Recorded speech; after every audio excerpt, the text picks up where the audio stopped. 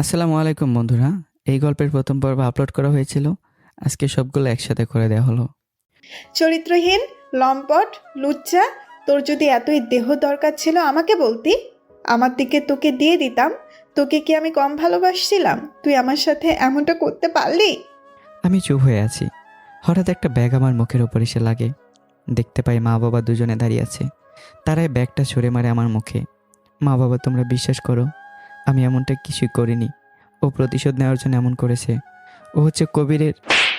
আর একটা বার তোর এই নোংরা মুখ দিয়ে আমাদেরকে মা বাবা ডাকবি না। আমাদের একটা সন্তান ছিল, সে মরে গেছে। তুই আর এই বাড়ির দিকে কখনো আসবি না।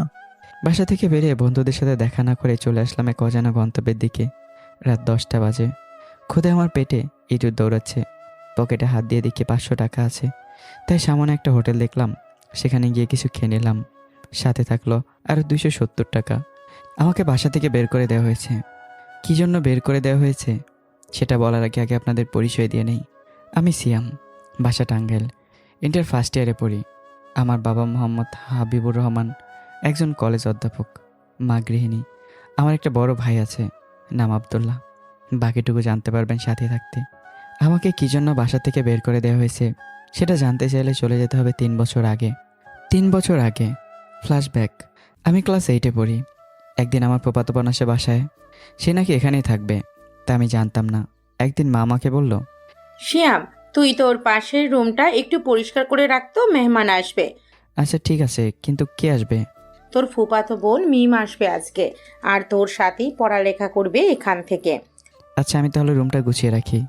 মিমের আসার কথা শুনে আমি মনে মনে অনেক খুশি, কারণ আমি মিমকে অনেক আগে থেকে পছন্দ করি, মানে ক্লাস 6 থেকেই। তারপর রুমটা পরিষ্কার করে আমি গোসল করে বের হলাম। তখন বাবা কলেজ থেকে ফোন করলো। সিয়াম, আজকে মিম আসবে, ওকে নিতে আমার যাওয়ার কথা ছিল, কিন্তু আমি আর তোর বড় ভাই কেউ এখন যেতে পারবো না। কলেজে মিটিং আছে, তুই একটু মিমকে নিয়ে আয়। ঠিক আছে বাবা, কিন্তু আমার কাছে টাকা নেই। ঠিক আছে, আমি তোর বিকাশে টাকা পাঠিয়ে দিচ্ছি, এখনই চলে আসবে মিম। তুই তাড়াতাড়ি যা। এই বলে বাবা কল কেটে দিল। আর একটু পরে আমার বিকাশে 5,000 টাকা চলে আসলো। এখন ভাবছেন এত টাকা কেন দিল? আমি কখনো বাবার কাছে কখনো টাকা চাই না। আমার যাবতীয় সকল প্রয়োজনীয় বাবা নিজ থেকেই দিয়ে দেন। আমি কখনো বাবার কাছ থেকে টাকা চাইনি, এই প্রথম চাইলাম। সে যাই হোক, আমি স্টেশনের দিকে রওনা দিলাম। 10 মিনিটে পৌঁছে গেলাম, কারণ কাছে ছিল স্টেশন। একটু পরে ট্রেন আসলো। ট্রেন থেকে একটা মেয়ে নেমে আমার কাছে এসে বলল, তুমি সিয়াম তো? হিজাবের কারণে চিনতে অসুবিধা হলেও চোখ দেখে চিনতে পারলাম, এটা মিম। হ্যাঁ, আমি সিয়াম। আর এমন ভাব করছো যেন আমি তোমাকে চিনতে পারবো না মিম। তুমি আমাকে কিভাবে চিনতে পারলে? মনে মনে বললাম, তোমার চোখ দেখে। আরে এটা তো সহজ ব্যাপার। আমি মিমকে নিতে এসেছি মানে তোমাকে। আর তুমি যখন বললে আমি সিয়ামকে না, তখনই তো সব পরিষ্কার হয়ে গেল আমার কাছে যে তুমিই মিম। তুমি তো দেখছি অনেক চালাক হয়ে গেছো। তাহলে এখন চলো, সামনে ফুচকার দোকান, ওইখানে গিয়ে ফুচকা খাবো, তারপর বাসায় যাব। চলো। তারপর আমি মিমকে নিয়ে ফুচকা খেয়ে বাসায় চলে আসলাম। রাতে বাবা বলল, মিমি, তুমি কি সব কাগজপত্র নিয়ে এসেছো? হ্যাঁ মামা, সব কিছু নিয়ে এসেছি।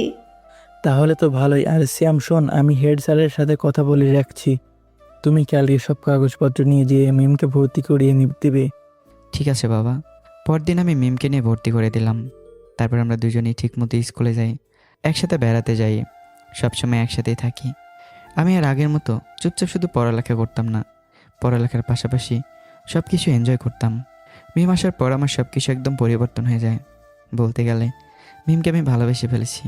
কিন্তু একটা দিনের পর সব কিছু বদলে যায়। আমরা যখন ক্লাস 10-এ উঠলাম, তখন স্কুলের কিছু বখাটে ছেলেরা মিমকে ডিস্টার্ব করতো। একদিন আমরা দুজন স্কুলে একসাথে গেলাম, কিন্তু আমি একটু বন্ধুদের সাথে আড্ডা দিতে যাচ্ছিলাম, আর মিম যাচ্ছিল কমন রুমে। ঠিক তখনই বকাটে কবির মিমকে নিয়ে উল্টাপাল্টা কথা বলতে শুরু করে। আমি আর এক মুহূর্ত না দাঁড়িয়ে স্কুলের মাঠ থেকে স্টাম্প নিয়ে কবিরকে ইচ্ছা মতো পেটালাম। পেটাতে পেটাতে যখন রক্ত বের হয়ে যায়, তখন মিম আমাকে টেনে সরিয়ে নেয়। তখনই সেখানে স্যার আসে, এসে বলে, সিয়াম, এখানে কি হয়েছে? মারামারি করছিলে কেন? স্যার, ওরা মেয়েদের বাজে কথা বলছিল আর বাজে ইশারা করছিল, তাই ওদেরকে মেরেছি। আমি আগে কখনো মারামারি করিনি, তাই স্যার আমাকে কিছু না বলে ওদেরকে নিয়ে গেলেন। তারপর মিম আমাকে নিয়ে চলে এলো নদীর ধারে। তখন মিম আমাকে বলল, তুমি ওদের সাথে মারামারি করলে কেন? জানো তো ওরা খারাপ ছেলে, ওদের সাথে লাগতে গেলে কেন? ওরা তোমাকে নিয়ে আজে বাজে কথা বলবে কেন? তাই আমি ওদেরকে মেরেছি। আর তাছাড়া কি? আমি দেখি নদীর ধারে কিছু ফুল ফুটে আছে। ফুলগুলো তুলে নিয়ে হাঁটু কেড়ে মিমের সামনে বসে খুব সাধারণভাবে বললাম, তোমাকে অনেক আগে থেকে ভালো লাগে। তোমার সাথে থাকতে থাকতে কখন যে ভালো লাগাটা ভালোবাসায় পরিণত হয়েছে সেটা বলতে পারিনি ভয়ে। যদি তুমি আমাকে ফিরিয়ে দাও, তবে আজকে আমি সব ভয়কে জয় করেছি। আমি তোমাকে ভালোবাসি মিম, খুব খুব ভালোবাসি। মিম আমার হাত থেকে ফুল নিয়েই জড়িয়ে ধরে। এরপর দুজন দুজনের থেকে সরে গেলে মিম ঠাস করে আমার গালে একটা চড় মারে। এরপর বলে, আমিও তোমাকে অনেক আগে থেকে ভালোবাসি। তোমার মুখে ভালোবাসি কথাটা শোনার জন্য কতদিন অপেক্ষা করলাম, আর এই কথাটা বলতে এত সময় নিলে, তাই তোমাকে মারলাম শোনা। তারপর আবারও জড়িয়ে ধরলো। থাক থাক, মেরে আর আধিক্যতা দেখাতে হবে না এখন। আমার গালের 12টা বাজিয়ে দিল। আহারে আমার সোনা পাখিটা ব্যথা পেয়েছে। সরি, আসো একটু কাছে আসো, তোমাকে ঔষধ লাগিয়ে দেই। না থাক, এখন বাসায় চলো। আচ্ছা চলো। তারপর দুজনে বাসায় চলে আসলাম। দুপুরে আমি বাইরে যাচ্ছিলাম, তখন দেখলাম আমাদের বাসার সামনে 2টা ছেলে ঘুরঘুর করছে। আমার একটু সন্দেহ হয়। আমি একটু দূরে গিয়ে আমার বন্ধুদের ফোন করি। একটুবার মিজানা শাওন চলে আসে। তারপর আমরা পেছন থেকে গিয়ে ওদের ধরলাম। তারপর নদীর ধারে আমাদের আড্ডা দেওয়ার জায়গায় নিয়ে আসলাম। আমি জিজ্ঞাসা করলাম ওদের, বল আমাদের বাসার সামনে কি করতেছিলি তোরা দুজন? ওই কিছু না তো। মিজান একটা রড নিয়ে আয় তো, এদের মেরে নদীতে ফেলে দেবো। আচ্ছা 1 মিনিট। না না ভাই, বলছি ভাই, কবির ভাই এই কাজটা করতে বলেছে। আমাদের মিমাপুকে তুলে নিয়ে বিয়ে করতে চায় কবির ভাই, তাই মিমাপুর উপর নজর রাখতে বলছে। সব বলে দিলাম, আমাদের ছেড়ে দিন। মিজান শাওন, সবাইকে এখানে আসতে বল। আচ্ছা। এরপর আমাদের সব বন্ধু বান্ধবরা চলে আসলো। তোদের ডেকেছে এখানে একটা কারণে। ওই যে কবির আছে না, ক্লাস 10-এ 2বার ফেল করে শুধু ওর বাবার জোরে স্কুলে টিকে আছে, ও মিমকে তুলে নেওয়ার জন্য লোক পাঠিয়েছিল। কি বলিস? আমাদের তো আর চুপ থাকলে হবে না। তা লোকগুলোকে আটকাতে পেরেছিস তো? হ্যাঁ, ওদের পেছনে বেঁধে রেখেছি। আচ্ছা, যে কারণে ডাকলাম, কবির আজকে মিমকে, কালকে তো তোদের বোনকেও টার্গেট করতে পারে। এখন আমাদের মাঠে নামতে হবে, কি বলিস? ঠিক আছে, কাল থেকে স্কুলে কোনো অন্যায় হতে দিব না। তাহলে ওদেরকে কয়েকটা ডান্ডা মেরে দে, যাদের আটকে নিয়ে এসেছিলাম। আমি একটু বাসায় যাব। আচ্ছা যা তুই। তারপর আমি বাসায় চলে আসলাম। ওই দিনের পর থেকে আমাদের ফ্রেন্ড সার্কেলের সবাই স্কুল এবং কলেজের সব অন্যায়ের বিরুদ্ধে প্রতিবাদ করতে থাকি। এর ফলে কবিরের সঙ্গে অনেকবার মারামারি হয়, কিন্তু কবিরকে মার খেতে দেখে একজনের সহ্য হয় না। আড়াল থেকে প্রতিশোধ নেওয়ার জন্য মরিয়া হয়ে ওঠে, কিন্তু কোনো সুযোগ পায় না। তাই একটা প্ল্যান করে আমার সাথে বন্ধুত্ব করার চেষ্টা করে। দেখতে দেখতে আমাদের এসএসসি পরীক্ষাও চলে আসে। আমি সারাদিন যাই করি, কিন্তু মিমকে সময় দিতে আর নিজের পড়াশোনা করতে বলি না। পরীক্ষার পর এরপর এসএসসি পরীক্ষায় দুজনে ভালো ফলাফল করি, আর আমার বন্ধুরা ভালো ফলাফল করে। মিম আর আমার সম্পর্ক অনেক গভীর হয়। দুজন দুজনকে ছাড়া থাকতেই পারি না। আমরা সবাই একই কলেজে ভর্তি হই, নিয়মিত ক্লাস করতে থাকি। আমাদের স্কুলের সাথে কলেজ, সেই কলেজে ভর্তি হয়েছি সবাই, তাই সব কিছুই পরিচিত, তাই কোনো সমস্যা হয়নি। একদিন মিম আর আমি বসে আছি, একটু পর একটা মেয়ে আসলো, এসেই বলল, হ্যালো, আমি মারিয়া। আমি এই কলেজে নতুন, তাই আমার কোনো বন্ধু নেই। আমার বন্ধু হবেন? বন্ধু হতে আসছো আবার আপনি করে বলছো, এটা কেমন কথা? বন্ধুত্ব করতে চাইলে তুই করে বলতে হবে। ও সরি। আচ্ছা ঠিক আছে, তুই করি বলবো। একটু অপেক্ষা করো, আমাদের আরও বন্ধু বান্ধব আছে, সবার সাথে পরিচয় করিয়ে দেই। একটু পর সবাই আসলো।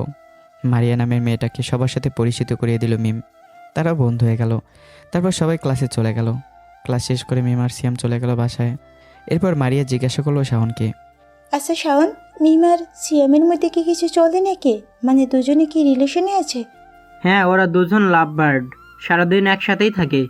আরও কিছুক্ষণ গল্প করে মারিয়া ওদের কাছ থেকে বিদায় নিয়ে চলে যায়। মারিয়া বাসায় যেতে যেতে মনে মনে বলে, ধীরে ধীরে কাজ করতে হবে, তারপর দেখাবো আমার ভাইকে মারার পরিণাম। এদিকে পরদিন আমি মিমকে বললাম, জান আজকে তুমি একাই চলে যাও, আমার আসতে একটু লেট হবে। ওদের সবাইকে ডেকেছি একটু কাজে। আচ্ছা। তুমি বাসায় কোনোভাবে ম্যানেজ করো। আমি চলে গেলাম বন্ধুদের সঙ্গে একটা জরুরি ব্যাপারে কথা বলতে। এদিকে মিম একাই কলেজে চলে গেল। মিমকে কলেজে একা ঢুকতে দেখে মারিয়া কাকে যেন কল করলো। একটু পর কবির চলে আসলো। মিম ক্যান্টিনে বসে ফুচকা খাচ্ছিল। এমন সময় কবির এসে বিভিন্নভাবে ডিস্টার্ব করতে থাকে তাকে। এক পর্যায়ে মিম চলে আসতে নিলে সেখান থেকে কবির মিমের ওড়না ধরে টান দেয়। এমন সময় আমি আর বন্ধুরা সেখানে গিয়ে কবিরকে ইচ্ছা মতো পেটাতে থাকি।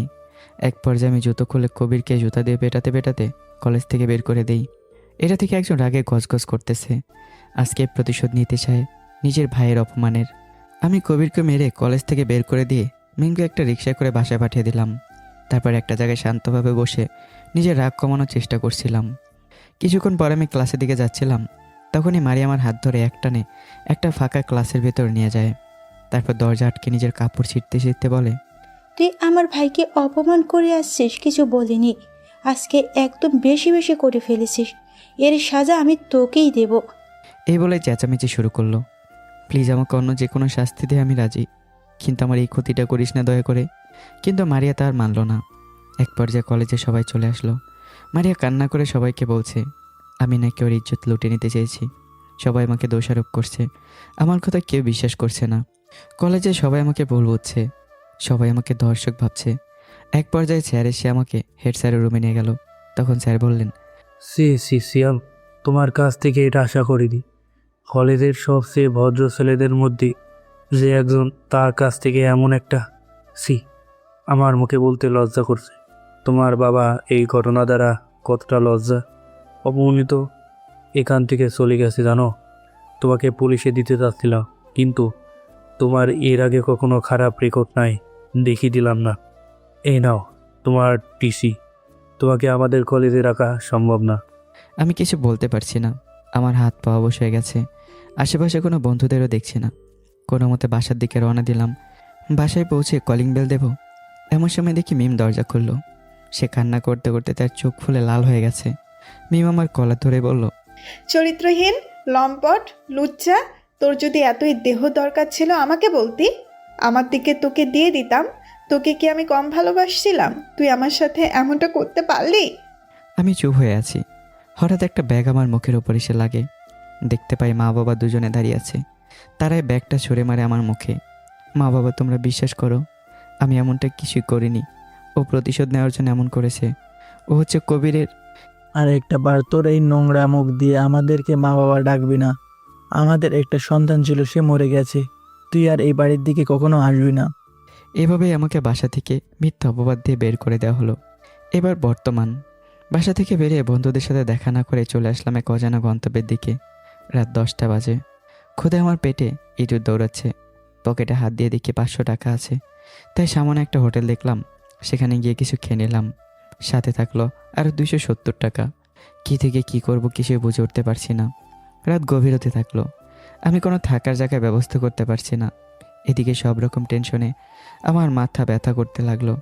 আমার ছোটোবেলায় থেকে এই রোগটা, একটু বেশি চিন্তা করলেই মাথা ব্যথা করে, চোখে ঝাপসা দেখি, কোনো কিছুই করতে পারি না। মাথা ব্যথা নিয়ে আমি আস্তে আস্তে এগিয়ে যাচ্ছিলাম। মাথা ব্যথা তো প্রচণ্ড বেশি হতে থাকলো। তাই আমি ফুটপাতে একটা জায়গায় বসলাম। ব্যাগটা খুলে দেখি ব্যাগে কিছু আছে নাকি। ব্যাগে দেখলাম এক সেট কাপড় আমার, আর কিছু টাকা। দেখলাম 5000 টাকা আছে। আমি টাকাগুলোকে খুব যত্নে রাখলাম। আশেপাশে তাকিয়ে দেখি কেউ নেই। হঠাৎ কিছুক্ষণ পর 2-1টা করে গাড়ি যাচ্ছে। আমার মাথা ব্যথা প্রচণ্ড তীব্র হচ্ছে। তাই আমি ওষুধ কিনতে পেছনের দিকে যেতে থাকলাম। কখন যে ফুটপাত থেকে রাস্তায় চলে এসেছে খেয়াল নেই। হঠাৎ একটা গাড়ি এসে আমাকে সজোরে ধাক্কা মেরে চলে যায়। আশেপাশে কেউ ছিল না। আমার চোখ দুটো বন্ধ হয়ে আসছিল। আর কিছু বলার আগে চোখ দুটো বন্ধ হয়ে গেল। অন্যদিকে মারি আমাকে ফাঁসিয়ে বাসায় গিয়ে আনন্দ উল্লাস করতে থাকে। কবির বলে, এখন পথের কাটা শ্যাম নেই, নিমকে জোর করে তুলে নিয়ে বিয়ে করব আমি। ভাইয়া, তোর জন্য এত কিছু করলাম, এর বদলে আমি কিছু পাবো না? পাবি পাবি, সব কিছুই পাবি। আগে আপাতত তুই একটু ঘুরে আয় কোনো জায়গা থেকে। তোর এই ট্যুরের সব টাকা আমি দেবো। ঠিক আছে ভাইয়া, আমি তাহলে কালকেই চলে যাব, একটা লম্বা ট্যুর দেব। এদিকে আমার বন্ধুদের কানে এসব খবর চলে যায়। তারা আমাকে খুঁজতে থাকে সব জায়গায়, কিন্তু আমাকে কোনো জায়গায় খুঁজে পায় না। তাদের মনে হয় কলেজের তো সকল রুমেই সিসিটিভি লাগানো আছে, সিসিটিভির ফুটেজ চেক করলেই তো হয়। তারপর আমার বন্ধুরা সবাই কলেজে চলে যায়, আমার কোনো খোঁজ পায় না। কলেজে এসে রুমে যায়, গিয়ে দেখে ওই রুমে সিসিটিভি ক্যামেরা আছে, কিন্তু নষ্ট অবস্থায়। তাদের সব আশা নিমেষেই ভঙ্গ হয়ে যায়। কিন্তু বারান্দায় সিসি ক্যামেরাটা এখনও চলছে। তাই তারা হেড স্যারের কাছে অনুমতি নিয়ে সিসিটিভি ক্যামেরার ফুটেজ দেখতে যায়। হেড স্যার বলে, তোমাদের মতো আমরাও একই আশা করি শ্যাম নির্দোষ অপমানিত হবে। এই যে নাও দেখো সিসিটিভির ফুটেজ। তারপর সবাই মিলে সিসিটিভি ফুটেজ দেখতে পায়। আমি মন খারাপ করে বারান্দা দিয়ে হেঁটে আসছিলাম, তখনই মারিয়া আমাকে আচমকা টান মেরে রুমের ভেতর নিয়ে যায়। এই দৃশ্যটা দেখার পর সবাই স্তব্ধ। আমাকে সবাই দোষী ভাবলো, অথচ আমি তো নির্দোষ। এসব কাহিনী আমার বাবা পেছন থেকে শুনলো। সে সামনে গিয়ে বলে, স্যার আমি কি ফুটেজটা নিতে পারি? অবশ্যই নিন, আর শ্যামকে দ্রুত সম্ভব কলেজে আসতে বলবেন। মারিয়াকে কঠোরভাবে জিজ্ঞাসাবাদ করা হবে, আর শ্যামকে সম্মানে এই অপবাদ থেকে মুক্তি দেওয়া হবে। এই কথাটা শোনার পর আমার বাবার চোখে পানি। তিনি ফুটেজটা নিয়ে বাসায় চলে গেলেন। বাসায় যাওয়ার পর মা বললেন, শুনছো, মিম নাকি ওদের বাসায় চলে যাবে। বাবা চুপ করে আছে। কি হলো, কিছু বলছো না যে? তখন আমার বাবার চোখ দিয়ে পানি পড়তে শুরু করলো। এটা দেখে আমার মা বললেন, কি হলো, তোমার চোখে পানি কেন? কোনো বড় দুঃসংবাদ? তারপর আমার বাবা ফোনটা এগিয়ে দিলেন আমার মার দিকে। আমার মা ফুটেজটা দেখে পিছন থেকে মিম বলল, মামি, আমি ভিডিওটা দেখি। মিম ভিডিওটা দেখেই বলল, মামা, ভিডিওটাতে যেটা দেখলাম এটা কি সত্যি? বলুন, সত্যি? আমরা যাকে এত অপমান অবহেলা করে বের করে দিলাম বাসা থেকে, সে আসলেই নির্দোষ। একটা মেয়ের কথাই পড়ে আমার ছেলেকে নিজের হাতে বাড়ি থেকে বের করে দিলাম। মাও কান্না শুরু করলো। আর আমার বন্ধুদের কাছ থেকে খোঁজ নিতে থাকলো যে আমি তাদের কাছে গেছি কিনা। মিম ঠিক করলো আর এখানে সে থাকবে না, তাই সে চলে গেল তার বাড়ি। মিমের মনেও তার সন্দেহ দূর হচ্ছে না। একটা মেয়ে তার ইজ্জতের বিষয়ে নিশ্চয়ই মিথ্যা বলবে না। মিমের মনে এখনও আমার প্রতি ঘৃণা কাজ করছে, কিন্তু আবার ভালোবাসাও কাজ করছে। এদিকে আমি আস্তে আস্তে চোখ খুলছি। নিজেকে একটা বদ্ধ করে আবিষ্কার করলাম। ঘরে শুধু নিভু নিভু কিছু আলো, কেমন ঠান্ডা মনে হচ্ছে এচির বাতাস। আশেপাশে ভালোভাবে খেয়াল করে দেখলাম আমি হাসপাতালে। আমি নড়াচড়া করার চেষ্টা করলাম, কিন্তু আমার সারা শরীর দেখলাম প্লাস্টার করা। সামনে ঘড়ির দিকে তাকিয়ে দেখে রাত 2টা বাজে। আমি আর ঘুমাতে পারলাম না। সকালে একজন নার্স আসে আমাকে দেখতে। নার্স দেখতে পায় আমার চোখ খোলা, সাথে সাথে ডক্টরকে খবর দেয়। ডক্টর এসে ভালোভাবে চেক আপ করে আমার অবস্থা। তারপর একজনকে ফোন করে। একটু বড় একজন ভদ্রলোক আসে। ডাক্তার, রোগী কি এখন কথা বলতে পারবে? হ্যাঁ, কথা বলতে পারবেন, কিন্তু কম। ঠিক আছে ডাক্তার, আমি একটু কথা বলতে চাই। ঠিক আছে। তারপর ভদ্রলোক ডক্টরের সাথে কথা বলে আমার কাছে এলেন, আমার পাশে বসলেন। তোমাকে 2 মাস আগে অ্যাক্সিডেন্ট অবস্থায় পেয়েছিলাম রাস্তায়। তোমার বাড়ির লোকের ব্যাপারে কিছু মনে আছে, নির্দ্বিধায় বলতে পারো। তোমার নাম কি? কি? আমি এখানে 2 মাস ধরে আছি? আমার নাম সিয়াম। আমার বাড়ির কোনো লোক নেই। আমাকে বাসা থেকে বের করে দেওয়া হয়েছে, তাই আমি আর আমার বাসার সম্পর্কে বলতে চাই না। আচ্ছা, তাহলে তুমি এখন রেস্ট নাও, আমি পরে আসছি। ঠিক আছে। ভদ্রলোক চলে গেলেন। আমি এদিকে টেনশনে আছি। 2 মাস ধরে হাসপাতালে আছি, এত বিল কীভাবে দেব? এসব ভাবতে ভাবতে আমার চোখে ঘুম চলে আসলো। আমি আবার ঘুমিয়ে পড়লাম। অন্যদিকে মিম দোটানার মধ্যে পড়ে আছে। একবার ভাবছে আমি নির্দোষ, আবার ভাবছে মারিয়া নিজের ইজ্জতের কথা নিশ্চয়ই মিথ্যা বলবে না। এইসব চিন্তা করতে করতে মিম ডিপ্রেশনে চলে যায়। তাই মিমের বাবা মা ঠিক করলো মিমকে ঢাকায় মিমের চাচার বাসায় পাঠাবে। চাচা চাচি ছাড়া কেউ থাকে না সে বাসায়। মিমের চাচাতো ভাই বিয়ে করে আরেক বাসায় থাকে, তাই মিম সেখানে থেকে পড়াশোনা করতে পারবে। এদিকে আমার বাসায় সবটা জানার পর আমার বাবা মা খুব ভেঙে পড়ে। আমার বন্ধুরা আমাকে খুঁজে বের করবে বলে তাদেরকে আশ্বাস দেয়, কিন্তু আমার বন্ধুরা কোনো খোঁজ পায় না। আমার বাবাও কলেজে এখন নিয়মিত যায় না। হেড স্যার যে ঘোষণা করতে চেয়েছিলেন মারিয়ার অনুপস্থিতির কারণে তা করতে পারেননি। এদিকে আমি চোখ খুলে সকালবেলা দেখলাম একজন ভদ্রমহিলা বসে আছেন, সাথে একটা মেয়ে, ক্লাস 7-8 পড়ে হয়তো। একটু পর কালকে সেই ভদ্রলোকটি আসলেন। আমি চোখ খুলেছি, ওনারা এখনও সেটা খেয়াল করেননি। হঠাৎ ডক্টর এবং নার্স চলে আসে, আমার চেক আপ করে চলে যায়। তখনই ভদ্রলোকটি বলে, সিয়াম, এখন কেমন আছো? আলহামদুলিল্লাহ, আগের থেকে অনেক ভালো অনুভব করছি। আমাদের পরিচয় দিতে তোমাকে দেওয়া হয়নি। আমার নাম মোহাম্মদ আব্দুর রহমান। আমার পাশে যে কে দেখছেন উনি হচ্ছেন তোমার আন্টি, আর এ হচ্ছে আমার মেয়ে নাবিলা। আমি ঢাকাতেই থাকি আর একটা বিজনেস করি। আশা করি সবাইকে চিনতে পারবে। আমাকে আঙ্কেল বলে ডাকতে পারো। আসসালামু আলাইকুম আন্টি। ওয়ালাইকুম আসসালাম। তোমার ব্যাপারে তো কিছুই বললে না বাবা। কালকে জিজ্ঞেস করেছিলাম, কিছু বলতে চাই না। আমার মনে হয় আমাদের জোর করা ঠিক হবে না। বাবা, আমি তো তোমার মায়ের মতো, আমার কাছে সবটা বলো। মায়ের কাছে কিছু লুকাতে নেই। আমি ভাবলাম ওনারা আমাকে বাঁচিয়েছেন, কেমন করে মিথ্যা বলি। আচ্ছা আন্টি, বলছি, তাহলে শুনুন। তারপর সবটা খুলে বললাম। সবটা শুনে সবার চোখে দিকে পানি। আমি যে কখন কান্না করে দিছি বলতে পারলাম না। তখন আন্টি বললেন, কে বলছে তোর কেউ নাই? আমরাই তোর বাবা মা। তোর মতো আমাদেরও একটি ছেলে ছিল, বন্ধুদের সাথে বেড়াতে গিয়ে পানিতে পড়ে মারা যায়। একটাবার মা বলে ডাক না বাবা। আম্মু। তারপর সবাই আমাকে জড়িয়ে ধরলো। নাবিলা বলল আন্টিকে, মা, এইটা কি আমার ভাইয়া?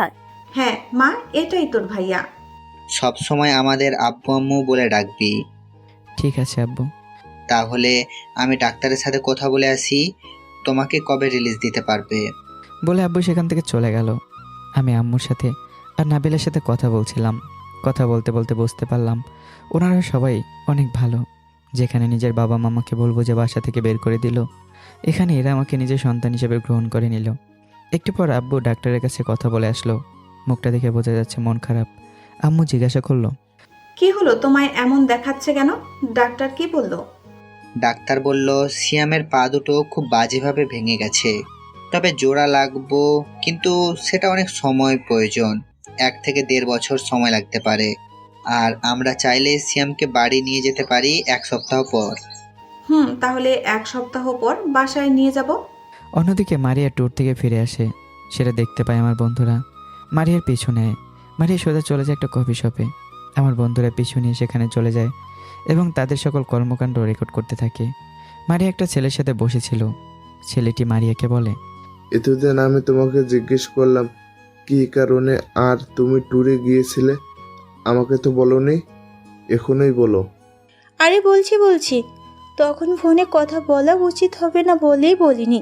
আমাদের কলেজে একটা ছেলে আছে, নাম হচ্ছে সিয়াম। আমার ভাই কবিরকে তো চেনো? আমার ভাই একটা মেয়েকে পছন্দ করত, কিন্তু বারবারই বাধা হয়ে দাঁড়াতো সিয়াম। তাই একটু অভিনয় করে সিয়ামের নামে ধর্ষণের মিথ্যা অপবাদ দিয়ে ওকে বাসা থেকে প্লাস কলেজ থেকে বের করে দিয়েছি। তাই কবির আমাকে টাকা দিয়েছে, সে টাকা দিয়েই এত বড় একটা ট্যুর দিয়ে আসলাম।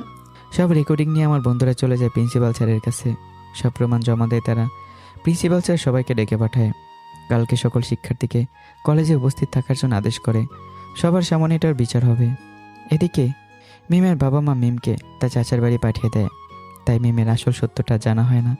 পরদিন কলেজে প্রিন্সিপাল সবার সামনে মারিয়ার বাবা কবির আর মারিয়াকে সব কিছু জিজ্ঞাসা করে, কিন্তু সবার সামনে মারিয়া সব কিছু অস্বীকার করে। তখন প্রিন্সিপাল স্যার আমার বন্ধুদের দেওয়া ভিডিও রেকর্ডিংটা সবার সামনে দেখায় এবং বলে, তোমরা যদি এরপরও মিথ্যা বলার চেষ্টা করো, আমি পুলিশ সে রাতে তোমাদের দিতে বাধ্য হব। স্যার, আমি সব কিছু বলছি সবার সামনে, তাও পুলিশে দিয়েন না। তারপর মারিয়া সবার সামনে দোষ স্বীকার করে এবং সবার কাছে ক্ষমা চায়। কলেজের সবাই অবাক হয়ে যায়। তারা ভাবতে থাকে আমাকে কত কথা শোনালো তারা। সবাই এখন অনুতপ্ত। মারিয়ার কবিরকে ওয়ার্নিং দিয়ে ছেড়ে দেওয়া হয়। মারিয়ার বাবা খুব লজ্জিত হয়ে চলে যায় সেখান থেকে। অন্যদিকে আমার বাবা মা অনেক কান্না করে নিজেদের কাজের জন্য। আমাকে বলবো যে বাসা থেকে তাড়িয়ে দেওয়া। আমার বন্ধুরা আমার বাবা মাকে সান্ত্বনা দিচ্ছে, কিন্তু কিছুতে তারা শান্ত হতে পারছে না। তখন উপায় না পেয়ে আমার বন্ধুরা আমার বড় ভাই আবদুল্লাহকে ফোন করে সবটা জানায়। আবদুল্লাহ ঢাকায় একটা বিজনেস শুরু করে বন্ধুদের সাথে, তাই 3-4 মাস ধরে বাসায় আসেনি। আমার বন্ধুরা যখন সবটা জানায় তখনই সে টাঙ্গাইলের উদ্দেশ্যে রওনা দেয়, সাথে আয়শাও। আয়শা হচ্ছে আবদুল্লাহর গার্লফ্রেন্ড। এদিকে আমাকে হাসপাতাল থেকে 1 সপ্তাহ আগেই নিয়ে আসা হয়েছে নাবিলাদের বাসায়। আমাকে একটা হুইল চেয়ারে বসানো হলো। আমি এটাতে খুব ভালোভাবে চলাচল করতে পারি। আব্বু আম্মু, তোমরা আমাকে এভাবে আদর যত্ন করছো, তোমাদের এই ঋণ আমি কীভাবে শোধ করবো তা আমার জানা নেই। মা বাবা যখন ডেকেছিস আবার ঋণের কথা মুখে আনছিস কেন? তুই আমাদের সন্তানের মন না, আমাদের সন্তানই। আর সন্তান কখনো মা বাবার কাছে ঋণী থাকে না। এই বলে তারা আমাকে জড়িয়ে ধরে। আমি আস্তে আস্তে সুস্থ হতে থাকি। অন্যদিকে আমার বন্ধুরা আমার বাবা মাকে বুঝিয়ে বাসায় পাঠিয়ে দেয় এবং প্রিন্সিপাল স্যার আমার বাবাকে কিছুদিনের ছুটি দেয়। আমার ভাইয়া বাসায় আসে, সাথে আয়শাও এসে দরজায় নক করে। বাবা দরজা খোলে। তখন ভাইয়া বলে, বাবা কেমন আছো? বেশি ভালো না রে বাবা। টেনশন করো না, আমি সব জানি। শিয়াম একদিন না একদিন ফিরে আসবে আমাদের কাছে। আগে ভিতরে গিয়ে রেস্ট নে। আর এটা কে? বাবা ওর নাম হচ্ছে আয়েশা। দুইজন দুজনকে পছন্দ করি এবং ভালোবাসি। আমাদের এখানে আসার একটা কারণ হচ্ছে তোমাদের সাথে আয়েশার দেখা করানো। আসসালামু আলাইকুম আঙ্কেল। ওয়ালাইকুম আসসালাম। আচ্ছা আব্দুল্লাহ, তাহলে ওকে একটা রুম দেখিয়ে দে। আর তুই ফ্রেশ হয়ে নিচে আয়। আমার মা তো রান্নাঘরে রান্না করছিল, ভাইয়া আসছে তাই আরও রান্না করতে লাগলো। যেহেতু ভাইয়ার আসতে আসতে বিকাল হয়ে গেছিল, তাই বিশ্রাম নিয়ে একদম রাতে সবার সাথে কথা হয় ভাইয়ার। বাবা মা, দেখো শ্যামের সাথে যা হয়েছে এটা একটা অ্যাক্সিডেন্ট, ভুলে যাও, অসুবিধা নাই। শ্যামকে খুঁজে বের করব আমরা। হয়তো একটু অভিমান করে চলে গেছে কোনো জায়গায়, 2-4-6 মাস পর রাগ অভিমান কমলেই চলে আসবে। ঠিক বলেছিস, হয়তো কোনো বন্ধুর বাড়িতে গেছে, আমাদেরকে বলতে বারণ করেছে। এইসব কিছু বলার পর আয়েশার ব্যাপারে সব কিছু মেনে নেয় আমার বাবা মা। ভাইয়ার সাথে আয়েশার বিয়ে দেওয়া হবে কিছুদিন পর আমি বাসায় ফিরে আসলে। ভাইয়া আসার পর আমার বাবা মার অপরাধবোধ অনেকটাই কমে গেছে। দেখতে দেখতে কেটে যায় 5 মাস। 5 মাস পর এখন আমি হুইল চেয়ারে চলাচল করি, দুহাত দুপাশে লাঠির সাহায্যে কিছুটা পথ অতিক্রম করতে পারি। তাই আব্বু ঠিক করলো আমাকে কলেজে ভর্তি করে দেবে। যেহেতু আমার কাছে সব কিছু ছিল, টিসিও, আমি বাসায় পড়ালেখা করব যতদিন পর্যন্ত কলেজে না যেতে পারি, পরীক্ষাও দেব। তাই আমি আর আপত্তি করলাম না। আমি রাজি হয়ে গেলাম কলেজে ভর্তি হওয়ার জন্য। আর আমার বোন নাবিলা, সে ভর্তি হলো ক্লাস 8-এ আমার কলেজের পাশের স্কুলে। এভাবে আমি সব কিছু ভুলে পড়ালেখা করতে চাই। মিমের দেওয়া কষ্টটুকু আমি ভুলে যেতে চাই। যে আমাকে সন্দেহ করে, কোনো প্রকার যাচাই না করেই আমাকে জাজ করে, তার সঙ্গে অন্তত সম্পর্ক রাখা যায় না। আমি পুরোপুরিভাবে মিমকে বলার চেষ্টা করছিলাম, কিন্তু পারি না। এদিকে মিম নিজের সকল প্রকার যোগাযোগের মাধ্যম বন্ধ করে রেখেছে। নিজেকে কিছুটা স্বাভাবিক করে পড়ালেখায় ফোকাস করে। আমার সকল চিন্তা সে মাথা থেকে ঝেড়ে ফেলে, কিন্তু তাও রাতে ঘুমাতে পারে না। সব সময় নিজের অজান্তে আমার কথা ভাবে, সত্যি কি আমি অপরাধী কিনা। এদিকে প্রায় 1 বছর হতে চলেছে, আমার কোনো খোঁজ নেই। তাই ভাইয়াকে বিয়ে করাতে যাচ্ছেন বাবা মা, কারণ আমার শূন্যতা আয়েশা কিছুটা হলে পূরণ করতে চেষ্টা করবে। তাই ভাইয়া আর আপত্তি না করে বিয়ে করতে রাজি হয়ে যায়, আর তাদের বিয়েটাও হয়ে যায়। বড় ভাইয়ের বিয়েতে সবাই অনেক খুশি, সাথে একটু কষ্টও পাচ্ছে মনে মনে। আমি থাকলে কত ভালো হতো, কত আনন্দ করতে পারতাম। ভাইয়ের বিয়ের দাওয়াত মিমকে দেওয়া হয়েছিল, কিন্তু মিম আসেনি। কিন্তু তার বাবা মা এসেছিল। ওনারা আমার ব্যাপারে সবটা জানেন না, তাই আমার ব্যাপারে কোনো কিছু তারা জিজ্ঞাসাও করেননি। এদিকে আমার পড়ালেখা ভালোই চলছিল। আমি এখন সব কিছু মানিয়ে নিতে শিখে গেছি। আস্তে আস্তে হাঁটতে পারি হুইল চেয়ার ছাড়াই। এই পরিবারে সবাই অনেক ভালো, সবচেয়ে বেশি আমাকে সবাই ভালোবাসে। নাবিলাও আমাকে ছাড়া সে কিছুই বোঝে না। সব মিলে অনেক ভালোই আছি। আমাকে অতীত মনে করার সুযোগই দেয় না কেউ। এভাবে দেখতে দেখতে 2টা বছর কেটে যায়। আমি এবার এসএসসি দেব, তাই সব কিছুর ব্যবস্থা করে টেস্ট পরীক্ষা দেব। বিগত 2 বছরে একদিনও কলেজে যাইনি পরীক্ষা ছাড়া। তাই এবার ঠিক করলাম পরীক্ষার আগে যে কয়েকদিন সম্ভব কলেজে যাব। বলে রাখা ভালো, নাবিলাও এবার এসএসসি পরীক্ষা দেবে। আমি আব্বু আম্মুকে বললাম, আব্বু আম্মু আমি কলেজে যেতে চাই, যেহেতু আমি এখন হাঁটতে পারি একাই। কলেজে যাবে ভালো কথা। আমি তোমার বন্ধু, মানে তোমাদের প্রিন্সিপাল স্যারকে বলে দেব। কোনো অসুবিধা হলে প্রিন্সিপাল স্যারকে জানাবে। তাহলে আমি কালকে থেকে কলেজে যেতে চাই। আচ্ছা যাও। আমি ঠিক আছে বলে সেখান থেকে চলে এলাম। আমার রুমে যাওয়ার সময় দেখলাম নাবিলার রুমে সে মন খারাপ করে বসে আছে। আমি নক করলাম। কে ওখানে? আমি। ও ভাইয়া, ভেতরে আসো। ভেতরে আসতেই নক করতে হয় নাকি আমার রুমে? যে কারো রুমে যাওয়ার আগে নক করতে হয়, সে হোক ছোট কিংবা বড়। মনে থাকবে? মনে থাকবে। তাহলে বল, এখন মন খারাপ কেন তোর? ভাইয়া, তুমি ফোন চালাও না দেখি। আমিও ফোন কিনতে পারছি না, তাই মন খারাপ। আমি নাবিলার মাথায় হাত বুলিয়ে দিতে দিতে বললাম, আরে এই ছোট্ট কারণে মন খারাপ? আমি কাল থেকে কলেজে যাচ্ছি, তখন তো আমার ফোন লাগবে। তখন আমি তোর জন্য একটা কিনবো, ঠিক আছে? সত্যি ভাইয়া, আমার জন্য কিনবা ফোন? হ্যাঁ কিনবো, তবে এক শর্ত আছে। ফোনটা হাতে পাবি তুই এসএসসি পরীক্ষার পর। ঠিক আছে, আমার শোন না ভাইয়া। আচ্ছা তাহলে এখন কি করতেছিলি? যদি কাজ না থাকে পড়তে বস, ভালো রেজাল্ট করতে হবে কিন্তু। আচ্ছা ভাইয়া। তারপর আমি চলে এলাম নাবিলার রুম থেকে। বিকেলে মার্কেট থেকে সব প্রয়োজনীয় জিনিস কিনলাম, সাথে 2টা ফোন। রাতের বেলা সব কিছু গুছিয়ে নিয়ে রাখলাম। সকালে সবার সাথে নাস্তা করে কলেজে যাওয়ার জন্য বেরিয়ে পড়লাম। কলেজে গিয়ে প্রিন্সিপাল স্যারের সাথে দেখা করে সব কিছু কমপ্লিট করলাম। 1 সপ্তাহ পর থেকে আমাদের টেস্ট পরীক্ষা, তাই সকল প্রকার কাগজপত্র জমা দিয়ে ক্লাস করে চলে আসলাম বাসায়। এভাবে টেস্ট পরীক্ষা দিলাম। এখন শুধু এসএসসি পরীক্ষার বাকি। অন্যদিকে মিমও পরীক্ষা দেবে, তাই সে সবার সাথে দেখা করার জন্য আসে। আমাদের বাড়িতেও আসে। এসে জানতে পারে ভাইয়া বিয়ে করেছে, তাই মিম তার মামিকে মানে মাকে বলে, আমি আমি কি এতটাই বড় হয়ে গেছি? আব্দুল্লাহ ভাইয়াকে বিয়ে করালে তখন আমাকে বললেও না। আমি কিন্তু রাগ করেছি। আমার মা কিছু বলবে তার আগেই আমার মা বলে, তোকে বলিনি, কে বললো? তুই তো সব কিছু বন্ধ করে রাখছিলি, তাই জানতে পারিস নাই। ঠিক বলেছেন। আমি কত ফোন করলাম, ফোন বন্ধ। ওদের দুজনের কেউই জানে না। তখনই মার চোখে পানি চলে আসে আর মিম বলে, মামি তুমি কান্না করছো কেন? আমার ভালো লাগছে না কিন্তু।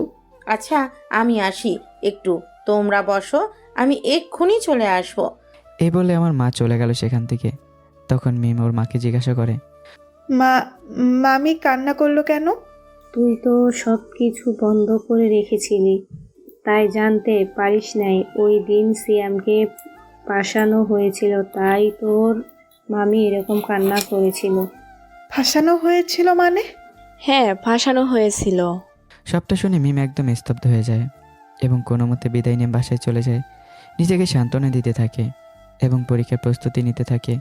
আমার বাসা থেকে আসার আগে বলে এসেছে পরীক্ষার পর এখানে কিছুদিন থাকবে মিম। এদিকে আমার আর নাবিলার পরীক্ষা শুরু হয়। দুজনে পরীক্ষা দিতে থাকি। সবাই মিলে প্ল্যান করি পরীক্ষার পর বেড়াতে যাব। প্রত্যেকটা পরীক্ষা দুজনে মিলে খুব ভালোভাবে দিতে থাকি। দেখতে দেখতে পরীক্ষা শেষ। তাই একদিন রুমে বসে ফোন চালাচ্ছিলাম। খুব কষ্টে আমার আগের আইডিতে লগ ইন করার চেষ্টা করলাম। বারবারই ব্যর্থ হলাম, কারণ পাসওয়ার্ডটা ভুলে গেছি। এমন সময় দরজায় নক। বাইরে কে? ভেতরে আসো। নাবিলা ভেতরে আসলো আর বলল, ভাইয়া আমার ফোনটা তো দিলে না, পরীক্ষা তো শেষ। ও, আমি তো ভুলেই গিয়েছিলাম। তারপর আলমারির ভেতর থেকে ফোনটা বের করে দিলাম ওর হাতে। নাবিলা, এই নে তোর ফোন। এখানে বাবাকে বলে একটা সিম কার্ড নিয়ে এই মোবাইলে দিয়ে দিয়েছি। আর সবসময় মোবাইল ফোন ব্যবহার করবি না, কাউকে নাম্বার দিবি না। আশা করি তোকে বিস্তারিত বলতে হবে না। ভাইয়া তুমি এত টেনশন করো না, কোনো সমস্যা হবে না ইনশাল্লাহ। আচ্ছা তাহলে যাও, আমি একটু ঘুমাই। তারপর নাবিলা চলে গেল আমার রুম থেকে। পরদিন সকালে নাস্তা করার সময় ডাইনিং টেবিলে যখন বসেছিলাম, তখন বাবা বলল, সবাই শোনো, সামনের সপ্তাহে আমরা বেরোতে যাচ্ছি। কোথায় আব্বু? তোর ফুপির বাসায় যাব, তবে আমি 2 দিনের বেশি থাকতে পারবো না, আমার অফিসের কাজ আছে। ঠিক আছে আব্বু। সবার সাথে বসে খাবার খাচ্ছিলাম এবং বেড়াতে যাওয়ার প্ল্যানিং করছিলাম। বেড়াতে যাওয়ার প্ল্যান করা শেষে আব্বু বলল, একটু রেডি হয়ে আসো তো, আমার সাথে তোমার একটু অফিসে যেতে হবে। আচ্ছা আব্বু, অফিসে যেতে হবে কেন? দেখো সিয়াম, আমার এখন বয়স হয়ে যাচ্ছে, আমি একা সব কিছু সামলাতে পারি না। তাই তোকেও এখন থেকে কিছু কিছু সময় আমার সাথে কাজে সাহায্য করতে হবে। তাই আজ থেকেই নিয়ে যাব ভাবছি সাথে করে। বসা থেকে আম্মু বলে ওঠে, কি করছো? আচ্ছা, এটার কেবল পরীক্ষা শেষ হলো, কিছুদিন ঘুরুক, তারপর না হয় অফিস যাবে। আম্মু আমার কোনো অসুবিধা নেই, অফিসে যাব আজকেই। তারপর আব্বুর সাথে অফিসে গেলাম। আব্বু সবার সাথে আমার পরিচয় করে দিল। খুব বেশি একটা কাজ ছিল না, আমাকে নাকি শুধু পরিচয় করার জন্য অফিসে আনা হয়েছে। তারপর এভাবে 1 সপ্তাহ অফিস করার পর আমি আব্বুর নতুন হাসপাতাল সম্পর্কে জানতে পারি। কিছুদিন আগে আব্বু একটা হাসপাতাল খুলেছে। বেড়ানো শেষ হয়ে গেলে আমাকে হাসপাতালে দেখাশোনা করতে হবে। এদিনের মতো বাসায় ফিরলাম। পরদিন আমরা বেড়াতে যাওয়ার জন্য প্রস্তুতি নিচ্ছিলাম। তখনই আমার মনে পড়লো আমার তো জুতো ছিঁড়ে গেছে কালকেই। এটা জানার পর আব্বু বলল, তোরা 2 জন মার্কেটে গিয়ে কি কি প্রয়োজন সবকিছু কিনে নে। আমরা এদিক দিয়ে বেরিয়ে মার্কেট থেকে তোদেরকে রিসিভ করে তারপর তোদের ফুপির বাসায় যাব। ঠিক আছে, আমি আর ভাইয়া মার্কেটে যাব। তারপর আমরা মার্কেটে গিয়ে মার্কেট করছিলাম। সব কিছু কমপ্লিট করে বাইরে আসলাম। হঠাৎ ফোন আসলো আব্বুর নাম্বার থেকে। কল রিসিভ করার পর একটা লোক বলল, হ্যালো, এই মোবাইলের মালিক কি আপনার পরিচিত? হ্যাঁ, আমার আব্বুর মোবাইল এটা। কে আপনি, আর মোবাইলটা পেলেন কোথায়? আপনার আব্বু আম্মু অ্যাক্সিডেন্ট করেছে, হাসপাতালে নিয়ে আসলাম সবাই, সেখান থেকেই মোবাইলটা পেয়েছি। আপনি দ্রুত এই হাসপাতালে চলে আসুন। আমি তাড়াতাড়ি নাবিলাকে নিয়ে হাসপাতালের উদ্দেশ্যে রওনা দিলাম। নাবিলা জিজ্ঞাসা করছিল কি হয়েছে। আমি বলিনি কি হয়েছে, শুধু বললাম আমাদের হাসপাতালে আব্বু আম্মুকে অ্যাডমিট করা হয়েছে। হাসপাতালে যাওয়ার পর ডক্টর এগিয়ে আসলো। আপনি কি সিয়াম? হ্যাঁ, আমি সিয়াম। আপনি তাড়াতাড়ি আসুন, রোগীর অবস্থা খুব একটা ভালো না, আপনাকে কিছু বলতে চায়। চলুন তাড়াতাড়ি। তারপর নাবিলা, আমি আর ডক্টর গেলাম রুমের ভেতর। নাবিলা বাবা মার অবস্থা দেখে কান্না করছিল। কান্না করতে করতে জ্ঞান হারানোর উপক্রম। আব্বু আম্মু কাঁপা কাঁপা গলায় বলল, সিয়াম, আমার মনে হয় আর বেশিক্ষণ বাঁচবো না। ওই দিন তোমাকে অফিসে নিয়ে গিয়ে একটা কাগজে সাইন করাইয়েছিলাম, কথা ছিল প্রপার্টির দলিল। জানি আগে থেকে বললে তুমি কখনো সাইন করতে না। জানতাম এক না এক সময় কাজে লাগবে, কিন্তু সময়টা এত তাড়াতাড়ি চলে আসবে কখনো ভাবিনি। আব্বু আম্মু তোমরা এভাবে বলো না। তোমরা খুব তাড়াতাড়ি সুস্থ হয়ে পড়বে। তোমাদের ছাড়া আর কেউ নেই তো আমাদের। বাবা সিয়াম, তোমার বোনটার খেয়াল রেখো। আর কোনো কিছু বলতে পারলেন না। আম্মু শেষ নিঃশ্বাস ত্যাগ করলেন। আম্মুর এই অবস্থা দেখে আব্বু ঠিক থাকতে পারলেন না। আব্বু চলে গেলেন না ফেরার দেশে। এসব দেখে আমি মাথায় চাপ খেয়ে সেন্সলেস হয়ে পড়ে গেলাম। কিছু সময় পর জ্ঞান ফিরলেই দেখি নাবিল আমার পাশে বসে কান্না করছে। আমাদের কোম্পানির ম্যানেজার মানে আব্বুর বন্ধু আসছে। তারপর আত্মীয় স্বজনদের খবর দেওয়া হলো, সবাই আসলো। আম্মু আব্বুর জানাজা দাফন করার পর সবাই চলে গেল, কেউ আর থাকলো না। আব্বু আম্মুর সাথে আমারও পড়ালেখা চলে গেল। আমার পড়ালেখা আর করা হলো না। আমার ছোট বোনটাকে অনেকভাবে সান্ত্বনা দেওয়ার চেষ্টা করছি, কিন্তু পারছি না। তাকে বললে সে এখন আর পড়ালেখা করতে চায় না। হাসপাতাল থেকে ডক্টর বলল আমার মাথায় এর আগের বার অ্যাক্সিডেন্ট হওয়ার ফলে একটু সমস্যা আছে, প্রত্যেক মাসে চেক আপ করতে হবে। যেহেতু হাসপাতাল আমাদের, তাই আর কোনো সমস্যা নেই। নাবিলাকে অনেকভাবে বুঝিয়েছি পড়ালেখা করার জন্য, কিন্তু সে পড়ালেখা করতে নারাজ। কিছুদিন পর রেজাল্ট আসলো, আমরা অনেক ভালো রেজাল্ট করেছি। আমি আর কোনো ভার্সিটিতে ভর্তি হইনি। আমি এখন আব্বুর বিজনেসটা দেখাশোনা করি। অন্যদিকে মিম আমার বাসায় বেড়াতে এসে পরীক্ষার পর তারপর ঘটে যাওয়া সব কাহিনীর সত্যতা যাচাই করে আর মারিয়ার সাথে কথা বলে। সব কিছু জেনে মিম একদম ভেঙে পড়ে, আবারও চলে যেত চাচার বাসায় এবং আগের মতো নিজেকে শক্ত করে পড়াশোনায় মন দেয়। কিন্তু এবার কিছুতে আগের মতো আমাকে ভুলতে পারে না। এদিকে আমি আব্বুর অফিসে আব্বুর বিজনেস সামলাই। আমি অনেক বুঝিয়ে নাবিলাকে কলেজে ভর্তি করে দেওয়ার চেষ্টা করলেও বলে আর 1 বছর পর থেকে পড়বে। আমি খুব বেশি একটা চাপ দেইনি। এভাবে কেটে গেল 3টি বছর। সব কিছুর একটা ব্যবস্থা করেছি। কোম্পানির জন্য এমডি পদে একজন লোক নিয়োগ দিয়েছি। আমি শুধু সব কিছুর হিসেব নেব আর জরুরি মিটিংয়ের মধ্যে উপস্থিত থাকব। 1 বছর পর নাবিলাকে ভর্তি করিয়েছিলাম কলেজে। ভালোভাবে লেখাপড়া না করায় ইয়ার চেঞ্জ পরীক্ষায় ফেল করে। এর ফলে 1 বছর পিছিয়ে এবার ইন্টার 2য় বর্ষে পড়ে সে। এখন আমার মনে হলো আমার পড়ালেখা কমপ্লিট করা দরকার। তাই আব্বুর বন্ধু মানে প্রিন্সিপাল স্যারের সাথে দেখা করলাম, সব কিছু আলোচনা করলাম। সৌভাগ্যক্রমে আঙ্কেল আমাকে তার ভার্সিটিতে ভর্তি হওয়ার সুযোগ দেয়। আমি ভর্তি হলাম, মনোযোগ সহকারে পড়াশোনা করছি। কিছু বন্ধু হয়েছে, সবাই একসাথে থাকি। আমি সবসময় সময় দিতে পারি না, কারণ আমার মাঝে মাঝেই অফিসে গিয়ে খোঁজ নিতে হয়, আবার হাসপাতালও দেখাশোনা করতে হয়। আমাদের ভার্সিটি আর কলেজ পাশাপাশি হয়, নাবিলার খেয়াল রাখতে পারি। আমার বন্ধুরা নাবিলাকে তাদের বোনের মতো আদর করে। আমার বন্ধুরাও নাবিলাকে নিজের বোন হিসেবে দেখে। আমি যদি ভার্সিটিতে না থাকি তাহলে আমার চিন্তা করতে হয় না, আমার বন্ধুরা নাবিলার খেয়াল রাখে। ও আমার বন্ধুদের পরিচয়তে দেওয়া হয়নি, প্রথমে ওদের নাম বলে দিই। ওয়ালিদ, খালিদ, হাসান, নিলয় আর মুশফিক, এরাই হচ্ছে আমার বন্ধু। খুব বেশি দিন না হলেও ওদের সাথে আমার সম্পর্ক অনেকটা গভীর হয়ে গেছে। একদিন আমি ভার্সিটিতে গিয়ে জানতে পারলাম আমাদের ইয়ার চেঞ্জ পরীক্ষা শুরু হবে 1 মাস পর। মনোযোগ সহকারে পড়াশোনা শুরু করলাম। বাসায় এসে দেখি নাবিলা পড়তে বসেছে, তাই আমি কিছু না বলে রান্না করে চলে গেলাম রান্না করতে। রান্না করার জন্য কাউকে রাখা হয়নি, আমি আর আমার বোনই রান্না করি। রান্না শেষে আমি গোসল করে বের হলাম, দেখি নাবিলা এখনও পড়ছে। তাই আমি ওর কাছে গিয়ে বললাম, কি হয়েছে রে আপু, এতক্ষণ ধরে একটা বই নিয়ে বসে আছিস? ভাইয়া, তুমি তো জানো আমার সামনের মাস থেকে এইচএসসি পরীক্ষা। আমি সব সাবজেক্টে সিলেবাস কমপ্লিট করতে পারলেও এই সাবজেক্ট পারছি না, কি হবে এখন? আরে গাধি, আমি তো একটা টেনশন করিস কেন? পরীক্ষা পর্যন্ত আমার কাছে সাবজেক্ট পড়বি, আমি সব বুঝিয়ে দেব। আরে আমার মাথায় এটা আগে আসে নাই কেন? আমার লক্ষ্মী ভাইয়া থাকতে আমি কেন টেনশন করছি? আচ্ছা ঠিক আছে, আগে এখন খেয়ে নে, অনেকটা সময় ধরে পড়লি। তারপর নাবিলার আমি খাওয়া দাওয়া করে পড়তে বসলাম। নাবিলার যত সমস্যা ছিল আস্তে আস্তে সব বোঝাতে থাকলাম। এভাবে নাবিলার পরীক্ষা যত পড়া সব আমি নাবিলাকে পড়িয়েছি। এভাবে নাবিলার পরীক্ষা শেষ হয় এবং আমার পরীক্ষাও শুরু হয় বরাবরের মতো। এবার আমার পরীক্ষা ভালোই হচ্ছে। পরীক্ষা শেষে বন্ধুরা মিলে ঠিক করলো বেড়াতে যাবে। আমার অফিসের কাজ থাকলে আমি যেতে পারবো না, তাই বন্ধুরা বেড়াতে যাবে না ঠিক করলো। তখন আমি বললাম, সবাই মিলে একদিন সারাদিন ঘুরলে কেমন হয়? কোনো একটা জায়গায় গিয়ে ট্যুর দেওয়া, এটাই ভালো হবে। হ্যাঁ, এটাই ভালো হবে, তবে আমরা সাথে আমাদের জিএফদেরও নিয়ে যাব। সেটা তোদের ইচ্ছে, আমি আমার বোনকে নিয়ে যাব, থাকো সবাই। তারপর সবাই মিলে সব কিছু প্ল্যান করে চলে আসলাম। শুক্রবারে বেড়াতে যাব। তারপর নির্ধারিত দিনে সবাই বেড়াতে গেলাম, অনেক আনন্দ করলাম। তারপর আসার সময় আব্বু আম্মুর খবর জিয়ারত করে রেস্টুরেন্টে ডিনার করে যে যার মতো বাসায় চলে এলাম। দেখতে দেখতে আমাদের রেজাল্টের দিন চলে আসলো। আমি চলে গেলাম ভার্সিটিতে। সকাল 11টায় বোর্ডের রেজাল্ট আনিয়ে দেওয়া হলো। এবার আমি প্রথম হয়েছি, সবাই আমাকে অভিনন্দন জানাচ্ছে।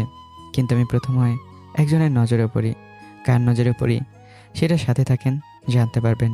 তারপর আমি প্রিন্সিপাল স্যারের সাথে দেখা করতে গেলাম। স্যার আমাকে অভিনন্দন জানালো এবং বলল, আচ্ছা, তোমার তো অনেক ভালো রেজাল্ট হলো। তাহলে নাবিলার কি খবর? ও রেজাল্ট দেয়নি? স্যার, নাবিলার রেজাল্ট সামনের সপ্তাহে বেরোবে। আমি চাই নাবিলও এখানে পড়ুক। আরে এত আরও ভালো হবে। রেজাল্ট পাওয়ার সঙ্গে সঙ্গে তুমি এখানে চলে এসো, আমি নাবিলাকে ভর্তি করে দেবো। আচ্ছা স্যার, আমি আসি তাহলে। এই বলে ভার্সিটি থেকে চলে এলাম। এক সপ্তাহ পর রেজাল্ট বেরোলো বোনের। রেজাল্ট খুব ভালো হয়েছে। আমাদের ভার্সিটিতেই ভর্তি করে দিলাম। আমি দ্বিতীয় বর্ষে ভর্তি হলাম। কিছুদিন পর থেকে ক্লাস শুরু হলো। প্রিন্সিপাল স্যার বললেন, আমাদের ভার্সিটিতে নবীনবরণ অনুষ্ঠান হবে এবং সেই দিনই একজন নতুন শিক্ষিকা আমাদের ভার্সিটিতে জয়েন করবেন। আর নবীনবরণের দিন সাংস্কৃতিক অনুষ্ঠান আছে। যে যে বিষয়ে নাম দিতে চাও, কবিতা আবৃত্তি, গান, নাচ ইত্যাদি নাম দিতে পারো। আর সিয়াম সেই অনুষ্ঠানে নতুন টিচারকে স্বাগতম জানাবে। তুমি ফার্স্ট বয়। ঠিক আছে স্যার। এরপর প্রিন্সিপাল স্যার চলে গেলেন। এদিকে আমার উপর কেউ নজর রাখছিল। আমার সাথে নাবিলাকে দেখে সেভাবে নাবিলা হয়তো আমার জেব, কিন্তু পরে যখন দেখে সে আমার বোন, তখন সে ঠিক করলো নবীন বরণ দিন সে আমাকে প্রপোজ করবে। হ্যাঁ, আপনারা ঠিকই ধরেছেন। আমার উপরে সেই রেজাল্টের দিন থেকে যে নজর রাখছে সে আর কেউই নয়, আমাদের এই ক্লাসেরই একটি মেয়ে। তার নাম ইরা। আমার আচরণ, ব্যবহার, পড়ালেখার অগ্রগতি দেখে ইরার আমাকে ভালো লেগে যায়। আজ যখন নাবিলাকে আর আমাকে একসাথে ভার্সিটিতে আসতে দেখে তখন তার মন খারাপ হয়ে যায়। যখন দেখে নাবিলা আমার বোন, তখন সিদ্ধান্ত নেয় নবীন বরণের দিনই আমাকে প্রপোজ করবে সে। দেখতে দেখতে নবীন বরণের দিন চলে আসে। আমি আর নাবিলা সুন্দর করে রেডি হয়ে ভার্সিটি আসি। আমি নাবিলাকে আমার বন্ধুদের গার্লফ্রেন্ডদের কাছে পাঠিয়ে নিজে বন্ধুদের কাছে চলে যাই। আমি বন্ধুদের সাথে আড্ডা দিচ্ছিলাম, তখন ইরা আমাকে ডাক দেয়। এই যে শুনছো সিয়াম, একটু এদিকে আসতে পারবে? দুঃখিত, আমি একটু ব্যস্ত। আমার বন্ধুরা আমাকে জোর করে পাঠিয়ে দেয়। আমি গিয়ে বললাম, কি বলবেন, ডাকছিলেন কেন? এত ভাবলেন কেন? মেয়ে মানুষ ডাকছি তাই আসা যাবে না? এটা কেমন ব্যবহার? সরি, এখন কি বলবেন বলেন। অনুষ্ঠান শুরু হয়ে গেল। তারপরেই ইরা পেছন থেকে একটা গোলাপ ফুল বের করে আমাকে প্রপোজ করে।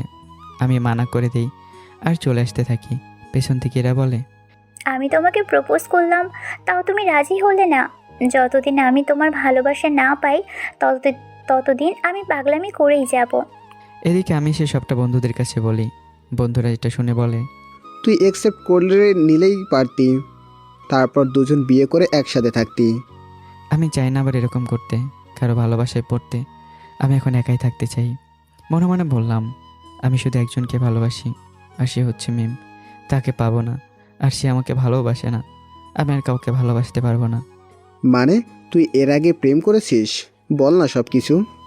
বন্ধু, অতীত মনে করতে চাই না, তাই চুপচাপ থাকি। চল অনুষ্ঠানে যাই। তারপর আমি নাবিলাকে সাথে নিয়ে অনুষ্ঠানে গেলাম। সামনেই স্যারদের সাথে বসেছিলাম। মঞ্চ থেকে ডাক পড়লো আমাকে কিছু বলতে হবে, কিন্তু আমি প্রতিযোগিতায় নাম দিইনি। তাহলে নিশ্চয়ই বন্ধুরা আর নয়তো স্যার আমার নাম দিয়েছে। আমি দেরি না করে মঞ্চে চলে গেলাম। তারপর একটা গল্পের ন্যায় আমার জীবনের কাহিনীটা তুলে ধরলাম। কাহিনী শেষ করে সামনে তাকিয়ে দেখি সবার চোখে পানি, চারদিকে নিশ্চুপ হয়ে রয়েছে সবাই। আমি হাততালি শুরু করলে সবাই হাততালি দিল। আমি চাচ্ছি না এই নবীনবরণের দিন কেউ মন খারাপ করে থাকুক, তাই একটু গানও গাইলাম। গান গাওয়া শেষে আমি নেমে পড়লাম মঞ্চ থেকে। এরপরে আরও অনেকেই কবিতা আবৃত্তি, নাচ, গান, অনুষ্ঠান অনেক সময় হলো। একটু পর প্রিন্সিপাল স্যার মঞ্চে উঠে আমাদের উদ্দেশ্য করে কিছু মূল্যবান বাণী পেশ করলেন। তারপর বললেন, এখন আমাদের নতুন অতিথির আগমনের সময় হয়েছে, তাই নতুন অতিথিকে স্বাগতম জানানোর জন্য সিয়ামকে মঞ্চে রাখছি। আমি মঞ্চে গিয়ে ফুলের তোড়া নিয়ে দাঁড়ালাম। একটু পর একটা মেয়ে মঞ্চের দিকে আসতে লাগলো, আর স্যার বললেন, সবাই হাততালির মাধ্যমে স্বাগত জানাও আমাদের নতুন ম্যাডাম মার্জিয়া জাহান মিমকে। নতুন ম্যাডামের নামটা শুনে আমার বুক ধুক করে উঠল। সামনে তাকে যাকে দেখলাম, হ্যাঁ, আমার সামনে আমার ফোপাতো বোন মিম দাঁড়িয়ে আছে, যে কোনো এক সময় আমার জীবনে ছিল। আমি কোনো মতে ফুলগুলো মিমের হাতে দিয়ে স্টেজ থেকে দ্রুত নেমে পড়লাম, আর কোনো কথা না বলে। আমার এভাবে নেমে যাওয়া দেখে সবাই অবাক। আমার পেছন পেছন নাবিলা আর আমার বন্ধুরা আসছে, আমি খেয়াল করিনি। আমি একটা বেঞ্চের উপর বসলাম, তখনই সবাই হাজির। নাবিলা বলল, ভাইয়া এভাবে এখানে চলে আসলে কেন? হ্যাঁ বল, তুই কেন এভাবে চলে এলি? হঠাৎ করেই আমি পেছনে সবাইকে একসাথে দেখে আর সবার প্রশ্নে কী উত্তর দেব ভাবতে থাকি। কি হলো বল? আসলে আমি আমার মাথা চেক আপ করাইনি অনেক দিন হলো, তাই মাথা ব্যথা করছে। ভাইয়া তাড়াতাড়ি চলো হসপিটালে, ঠিকমতো চেক আপ করাও নাই কেন? এই বলে নাবিলা আমাকে টানতে টানতে নিয়ে গেল গেটের দিকে। আরে কি করছিস কি, একটু আসতে যা, পড়ে যাবো তো, পরে যাই হাসপাতালে। না, তুমি এক্ষুনি যাবা। তোমার কিছু হলে আমি কার কাছে থাকবো ভাইয়া? তুমি ছাড়া কেউ নাই আমার। আরে কান্না করছিস কেন? আচ্ছা চল, আমার কিছু হবে না। তারপর দুজনে হাসপাতালে চলে গেলাম চেক আপ করাতে। এদিকে প্রিন্সিপাল স্যার একটু অবাক হলেন আমি এভাবে চলে এলাম দেখে। তারপর তিনি বিষয়টা ম্যানেজ করে নিলেন আর মনে মনে বললেন আমার সাথে এ ব্যাপারে পরে কথা বলবে। এদিকে মিম এত বছর পর আমাকে এভাবে দেখতে পারবে আশা করেনি, যার জন্য মিমের এই অবস্থা, তাকে এভাবে দেখতে পাবে এটা তার আশাই ছিল না। আচ্ছা মিম এখানে কীভাবে আসলো এটা আপনাদের বলি। আমি মাঝখানে পড়ালেখা বাদ দিলেও মিম আর বাদ দেয়নি। মাস্টার্স কমপ্লিট করার পর মিম যেন কীরকম হয়ে যায়, সারাক্ষণ আমার নাম ধরে ডাকতে থাকে। এক পর্যায়ে মিমের বাবা মা সিদ্ধান্ত নেয় মিমকে বিয়ে দেবে, কিন্তু মিম এতে নারাজ, একবার যায় সুইসাইড করতে। তাই মিমের বাবা মা সিদ্ধান্ত বাদ দেন আর মিমকে তার মামার কাছে এখানে পাঠিয়ে দেন। আর এই ভার্সিটিতে শিক্ষিকা হিসেবে সে চাকরি পায়। এরপরের ঘটনার তোই আপনারা জানেনই। মিম কোনোভাবে অনুষ্ঠান শেষ করে অবিশ্বামে প্রিন্সিপাল স্যারের সাথে দেখা করতে যায়। কিছু বলবেন নাকি মিস মিম?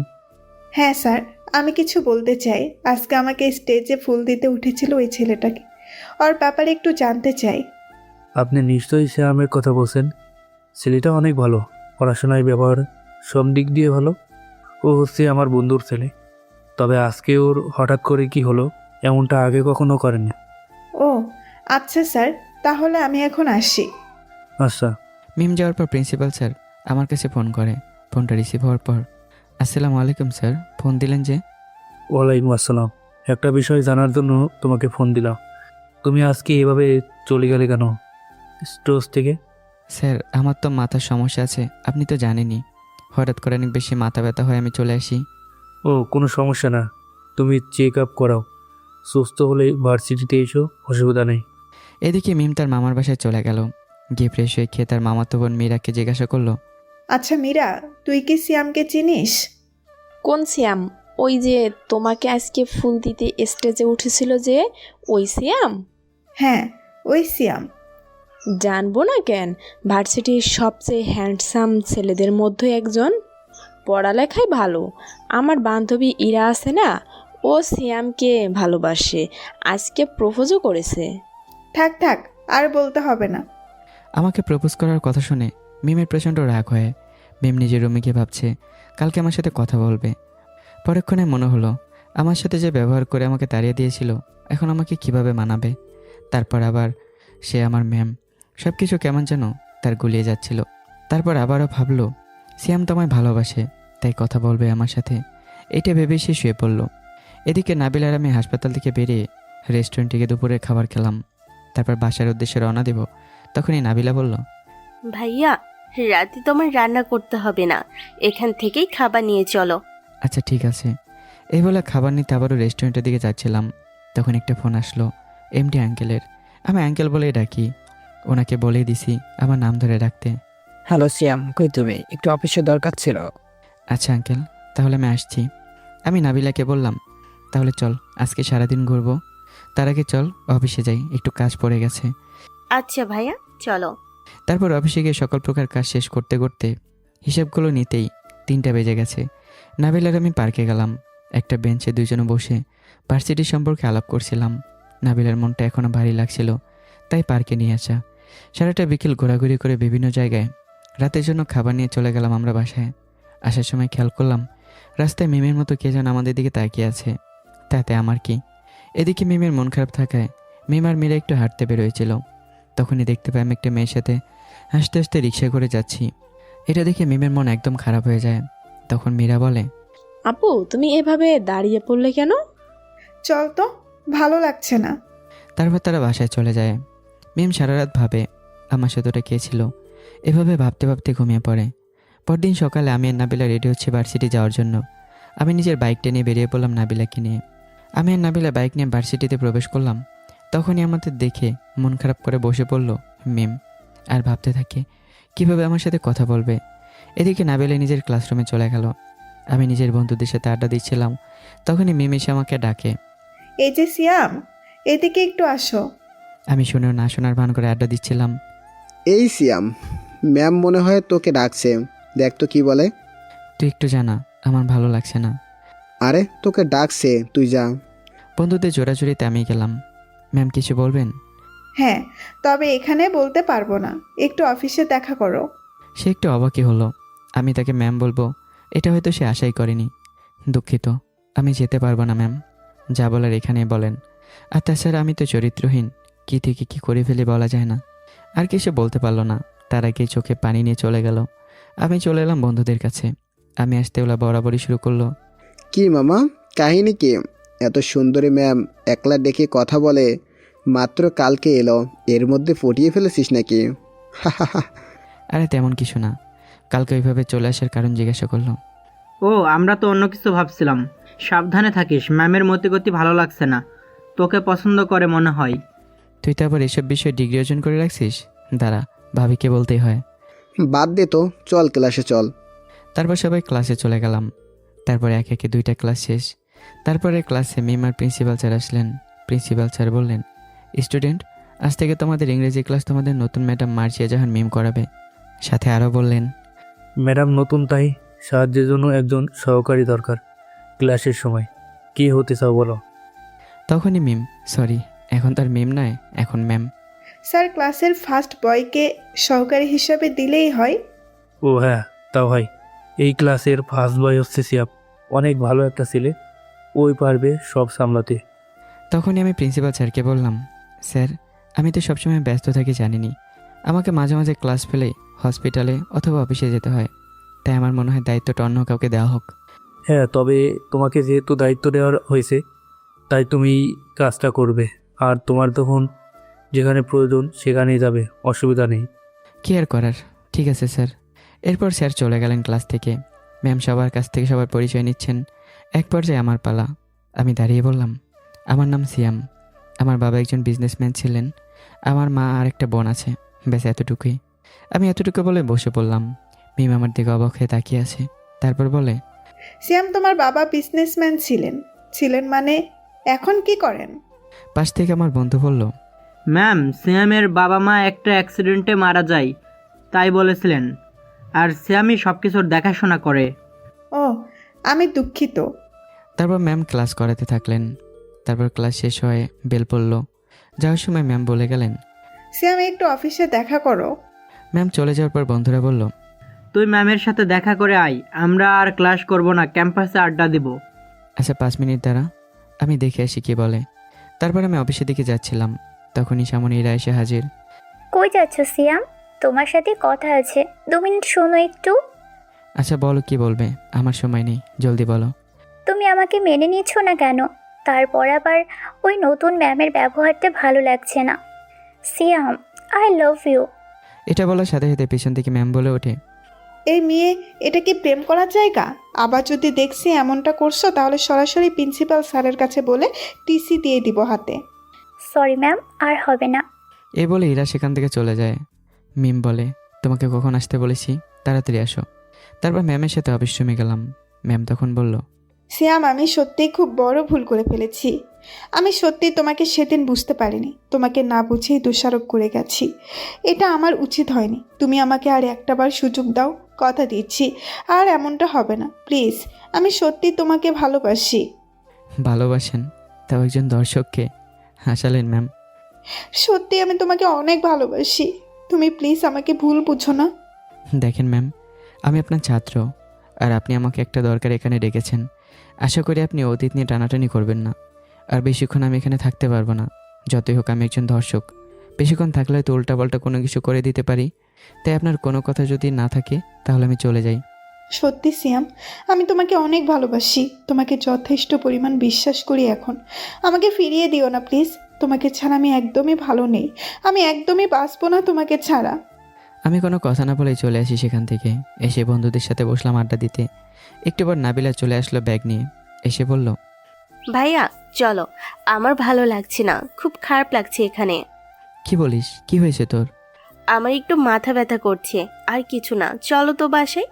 তারপর আমি নাবিলাকে নিয়ে বাসায় চলে আসলাম। বাসায় আসলেই নাবিলা চলে গেল তার রুমে। আমি ঝটপট গোসল সেরে দুজনের জন্য রান্না করে নাবিলাকে ডাকলাম।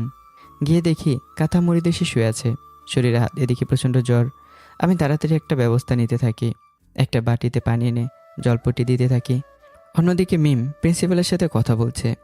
স্যার, আমাদের ভার্সিটি থেকে কি কোথাও বেড়াতে যাওয়া হয় না? হ্যাঁ, যাওয়া হতো, কিন্তু এখন আর যাওয়া হয় না। ভাবছি এবার কলেজ আর ভার্সিটি সবার রেজাল্ট অনেক ভালো হয়েছে, তাই এবার কোথাও বেড়াতে গেলে কেমন হয়? স্যার, এটা তো অনেক ভালো। তাহলে আপনি বেড়াতে যেতে অনুমতি দিন আর সহযোগিতা করুন স্যার। আর আমার কিছু জানার ছিল। আচ্ছা, আমি কিছুদিনের মধ্যেই সিদ্ধান্ত নিব। আর কি জানতে চান বলেন। আমি আসলে সিয়ামের ব্যাপারে জানতে চাই সব কিছু। এত বড় হয়েছে, তাও ভার্সিটিতে পড়ছে। ও, এই ব্যাপার।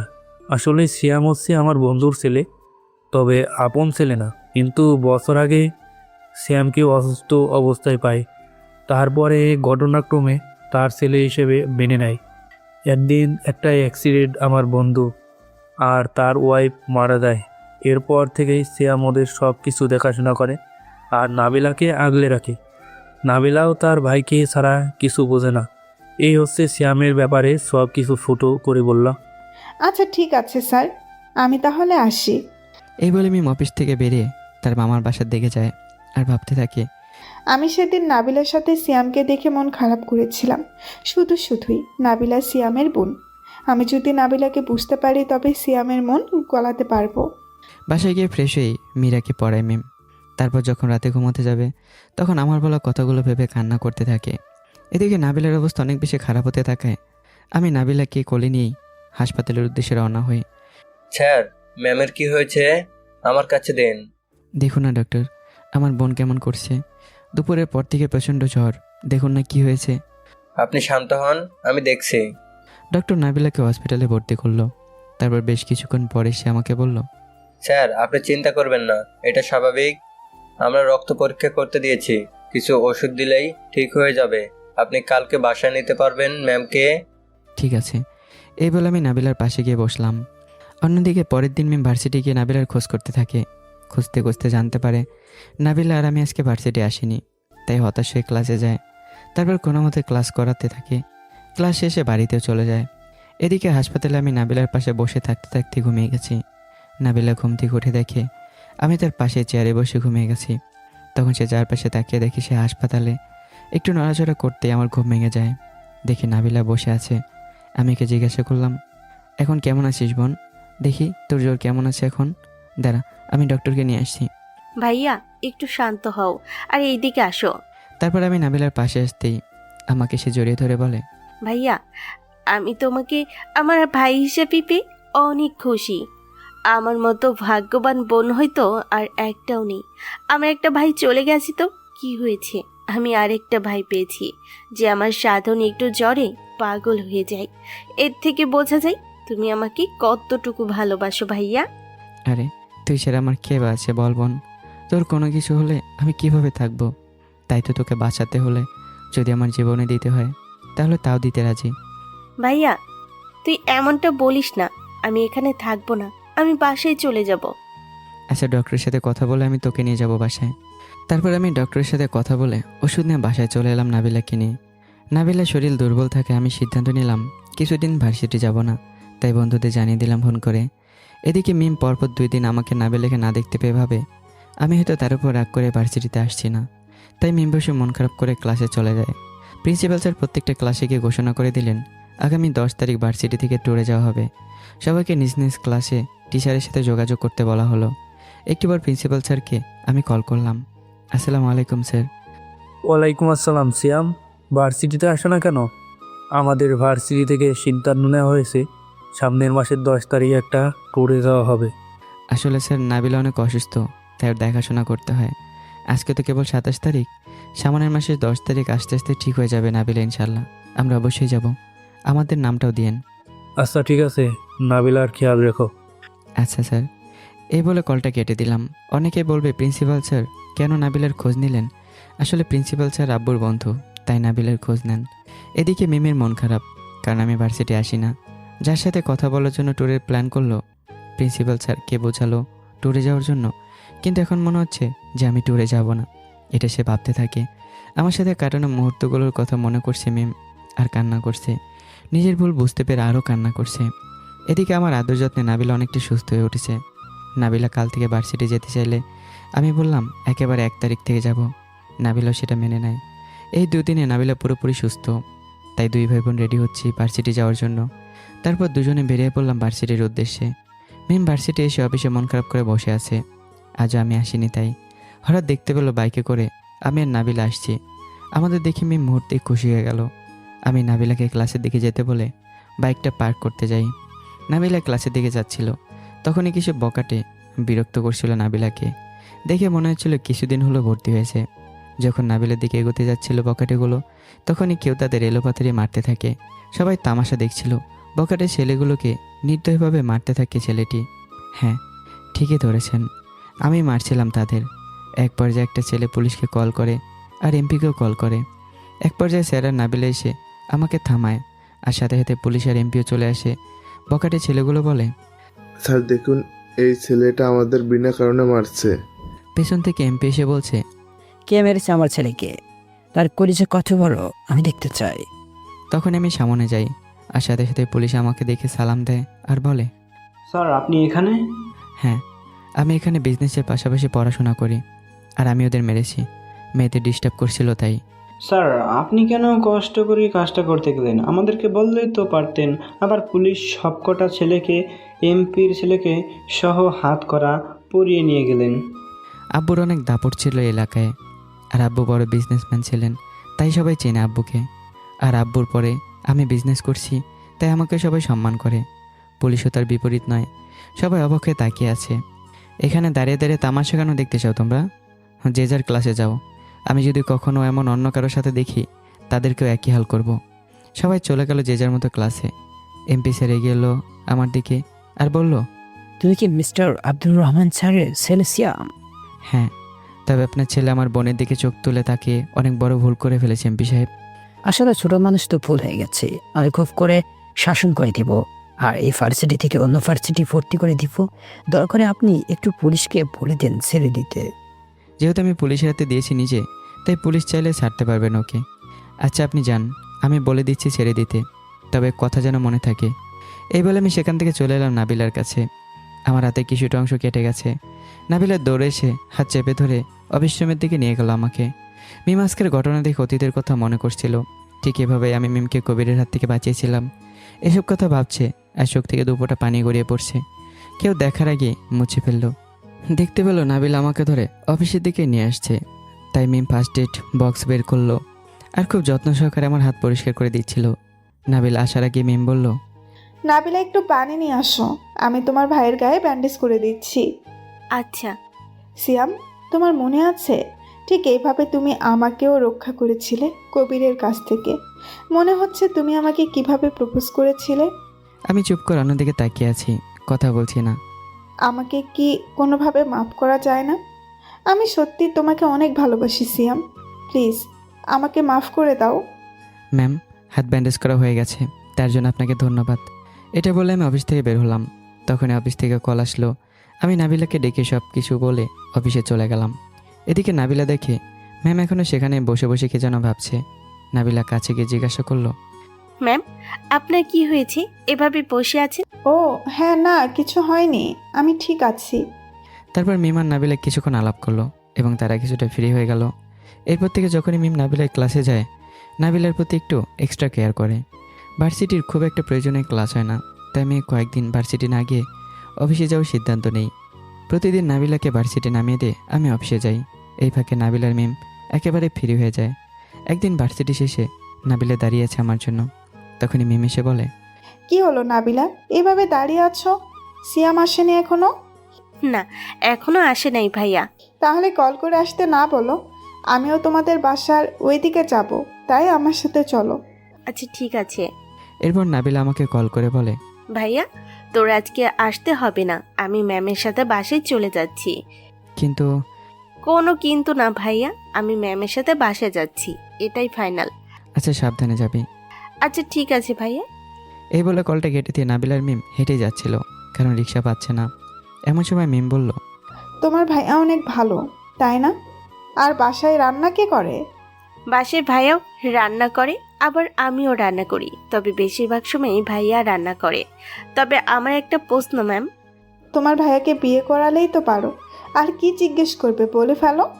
সেই দিন আমাদের কথা হওয়ার পর থেকেই আপনি আমার ভাইয়ার সম্পর্কে সব কথা জিজ্ঞাসা করেন, আজকে বিয়ের কথা বলে ফেলেন। আমার ভাইয়াকে কি পছন্দ করেন? আপনি আমার ভাবি হলে আমার কোনো অসুবিধা নেই। কি যে বলো না, খুব দুষ্টু হয়ে গেছো, মাইর দিব কিন্তু। আচ্ছা ম্যাম, আপনি তো আমার টিচার, আপনি তাহলে আমার সাথে ফ্রেন্ডদের মতো আচরণ করেন কেন?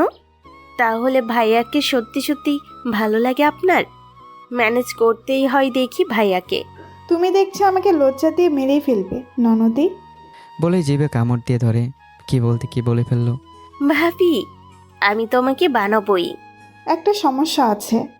কি সমস্যা? মিম কিছু বলতে যাবে তখনই আমি বাইক নিয়ে হাজির। নাবিলা, তোর এত দেরি হচ্ছিল যখন আমাকে আরেকটা কল করে ডাকতে পারতি। জানিস আমার কত টেনশন হচ্ছিল। আসলে গাড়ি পাচ্ছিলাম না, তাই হেঁটে হেঁটে গল্প করতে করতে যাচ্ছিলাম। ভাবি না, ম্যামের সাথে। কি বললি? না কিছু না, চলো ভাইয়া, আর ম্যামকে একটু এগিয়ে দিয়ে আসো। আমি প্রথমে রাজি না হলেও পরে নাবিলা জোর করে রাজি হলাম। তারপর নাবিলাকে বাসায় নামিয়ে দিলাম। তারপর মিমকে নিয়ে ওর মামার বাসায় যাচ্ছি।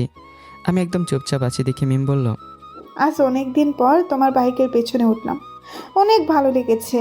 আমাকে কি ক্ষমা করা যায় না? প্রথমত একটু পিছিয়ে বসুন, দর্শকের এত কাছাকাছি বসতে নেই। আর আমাকে দেখলে আপনার মুখ থেকে আর কোনো কথা বের হয় না। ক্ষমা করে দাও, ক্ষমা করে দাও, কি লাগে রাখছেন আপনি? চুপচাপ বসে থাকুন, আর না হলে এখান থেকে চলে যান। আমাকে না হয় ক্ষমা পরেই করলা, একটু তোমার বাসায় যাও, মামি খুব অসুস্থ, শুধু তোমার চিন্তাই। আমি কিছু বললাম না। মার কথা শুনে বুকটা মোচড় দিয়ে উঠল। তারপর মিমকে নামিয়ে দিয়ে চলে আসছিলাম। হঠাৎ করে পেছন থেকে মিম আমার সামনে এসে কিস করে বসে। আমি প্রচণ্ড রেগে ঠাটিয়ে ঠাস ঠাস করে চর মেরে চলে আসি। এদিকে মিম বলছে, আমি জানি তুমি কতটা অভিমানী, তোমার অভিমান ভাঙাতে আমার অনেকটা সময় লাগবে, তবে আমিও হাল ছাড়ার পাত্রী না, ভালো তো তোমাকে বাসতেই হবে। মনে মনে এইসব বলে বাসার ভেতর চলে গেল। এদিকে রাতে আমি আর নাবিলা খাবার টেবিলে খাবার খাচ্ছি। নাবিলা বলল, আচ্ছা ভাইয়া, আমার একটা ভাবি লাগবে। আমাদের ইংলিশ ম্যামকে তোমার কেমন লাগে? এই কথা শুনে আমার গলায় খাবার আটকে যায়। আমি পানি খেয়ে বললাম, কি বললি? আমার বিয়ে করতে অনেক দেরি আছে। না, আমার একটা ভাবি চাই। আর আমার প্রশ্নের উত্তর পেলাম না কিন্তু ভাইয়া। চুপচাপ খায় এখন এগুলো বাদ দিয়ে। তারপর দুজনে চুপচাপ খেতে থাকলাম। আমি প্রশ্নের জবাবে কি বলতাম? প্রচণ্ড রাগ ছিল সবার প্রতি, তবে মিমকে মন থেকে মুছে ফেলতে পারি না। তারপর মায়ের অবস্থা সম্পর্কে জানার পর বন্ধুদের থেকে খোঁজ নিলাম। আসলে মার অবস্থা অনেকটা খারাপ, তাই ঠিক করলাম একটু হলে দেখতে যেতে হবে। তারপর আমি সুযোগ খুঁজতেছিলাম কিভাবে মায়ের সাথে দেখা করতে যাওয়া যায়, তবে কিছুতেই হয়ে উঠতেছিল না। আজকে 8 তারিখ, 10 তারিখে ট্যুরে যাওয়ার কথা। নাবিলা আমাকে বলছে, ভাইয়া, আমার কিছু জিনিস কিনতে হবে, মার্কেটে চলো আমার সাথে। চল যাই, আমি কিছু নেব। তারপর দুজনেই যাচ্ছিলাম। নাবিলা বলল, ম্যামকেও নিয়ে যাবে? আমি বাইকটা নিয়ে মিমদের বাসার দিকে যাচ্ছিলাম। এখন ভাবছেন আমি এত সহজে মেনে নিলাম কেন মিমদের বাসার দিকে যাওয়ার জন্য? আসলে আমি ঠিক করেছি আরেকটা পরীক্ষা নিয়ে মিমকে মেনে নেব, তারপর বাসায় গিয়ে মা বাবার সাথে দেখা করব। তবে দেখার বিষয় একটা, মিম আমার পরীক্ষা উত্তীর্ণ হতে পারে কিনা। তারপর মিমদের বাসার সামনে থেকে মিম কিনে মার্কেটে চলে গেলাম। সব কিছু কেনাকাটা করতেছিলাম। এমন সময় একটা দোকানে 2 জোড়া নূপুর দেখলাম। তারপর ওদের নিয়ে চলে গেলাম ওই দোকানে। 2 জোড়া নূপুরই কিনলাম। 1 জোড়া নাবিলাকে দিলাম, আর 1 জোড়া আমি পকেটে রাখলাম। মিম 2 জোড়া নূপুর কিনতে দেখে ভাবলো 1 জোড়া হয়তো তার জন্য কিনবো, কিন্তু যখন দেখলো আমি পকেটে রাখছি তখন মন খারাপ করলো। মিম ভেবেছিল আমি তাকে মেনে নিয়েছি মনে মনে, কিন্তু প্রকাশ করছি না। নাবিল আমাকে জিজ্ঞাসা করলো, ভাইয়া, ওই নূপুরটা কার জন্য? তোর ভাবি এরার জন্য। এটা দেখে মিমা নিজেকে সামলাতে পারছে না, তাই চোখের পানি নিয়ে চলে গেল বাসার দিকে। তখন নাবিলা বলল, ভাইয়া, তুমি কিন্তু এটা ঠিক করলে না। আর তুমি কি সত্যি ইরাকে ভালোবাসো? আর কবে থেকে চলছে? আমি আবার কি করলাম? তাছাড়া এরাকে আমি ট্যুরে যাওয়ার পর প্রপোজ করব। কিন্তু ভাইয়া। কিছু বলতে সেও পারলো না, তবে কি বলতে চেয়েছিল তা আমি জানি। তারপর নাবিল আর আমি বাসার দিকে চলে আসলাম। তারপর আমি সব কিছু গোছাচ্ছিলাম ট্যুরে যাওয়ার জন্য। কিছু গুছিয়ে রাতের খাবার খাওয়ার জন্য নাবিলাকে ডাকতে গেলাম। গিয়ে দেখি নাবিলা ফোনে যেন কার সাথে কথা বলছে। যতটুকু বুঝলাম মিমের সাথে কথা বলছে। নাবিলা, চল তো, রাতের খাবার খেয়ে নিবি, আয়। নাবিলা কোনো কথা বলছে না। কি হলো, আয় তাড়াতাড়ি। এরপর নাবিলা কোনো কিছু না বলেই চুপচাপ চলে গেল খাবার টেবিলে। দুজন মিলে খাওয়া দাওয়া করলাম, কিন্তু দুজনে একটু কথা হলো না। আমি বুঝলাম কিসের জন্য নাবিলা এরকম করছে। তাই আমি নাবিলার রুমে গিয়ে ওর পাশে বসলাম। তারপর শান্তভাবে বললাম, নাবিলা বোন আমার, তোর কি হয়েছে বল আমায়, এভাবে চুপ আছিস কেন? কিছু হয়নি ভাইয়া। ও, আমি তাহলে পর হয়ে গেলাম, আমার কাছে লুকোচ্ছিস? আচ্ছা আমি যাচ্ছি এখান থেকে, খুব কষ্ট পেলাম রে। এই বলে বসা থেকে উঠতে নিলে নাবিলা আমার হাত ধরে বলে, ভাইয়া সরি, আমি তোমাকে পর করে দেইনি। আসলে আমার একজনকে ভাবি হিসেবে খুব ভালো লাগে, কিন্তু তুমি ইরাকে প্রপোজ করতে চাও, তাই আমার একটু অভিমান হয়েছিল। আমি খুব দুঃখিত ভাইয়া। আরে পাগলি, আমি ইরাকে প্রপোজ করতে চাইছি মানে এই না যে কে প্রপোজ করতে হবে। আগে কথা বলে দেখি, তারপর সিদ্ধান্ত নেওয়া হবে। আর তোর পছন্দ হয় কাকে? আমি বলবো না, তুমি খুঁজে নিও। তবে এটুকু বলতে পারি, সে তোমার আশেপাশে থাকে। তারপর নাবিলার সাথে কিছুক্ষণ গল্প করে চলে গেলাম আমার রুমে। আজকে ভার্সিটি থেকে ট্যুরে যাওয়া হবে। নাবিলা মিমের সাথে চলে গেছে ভার্সিটিতে। আমি একটু দেরিতে আসলাম, কারণ অফিসে একটু দেখা করে আসলাম।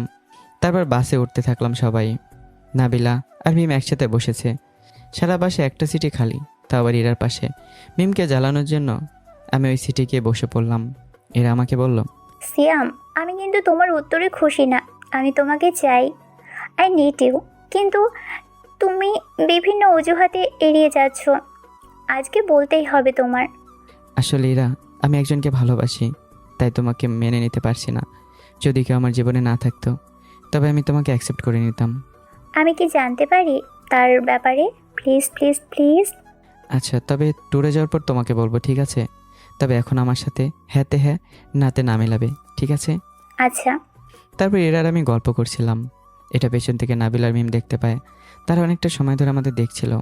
এক পর্যায়ে মিম উঠে শিরাকে বলে, এই মেয়ে, তোমাকে কি বলেছিলাম? এখানে কি চলছে?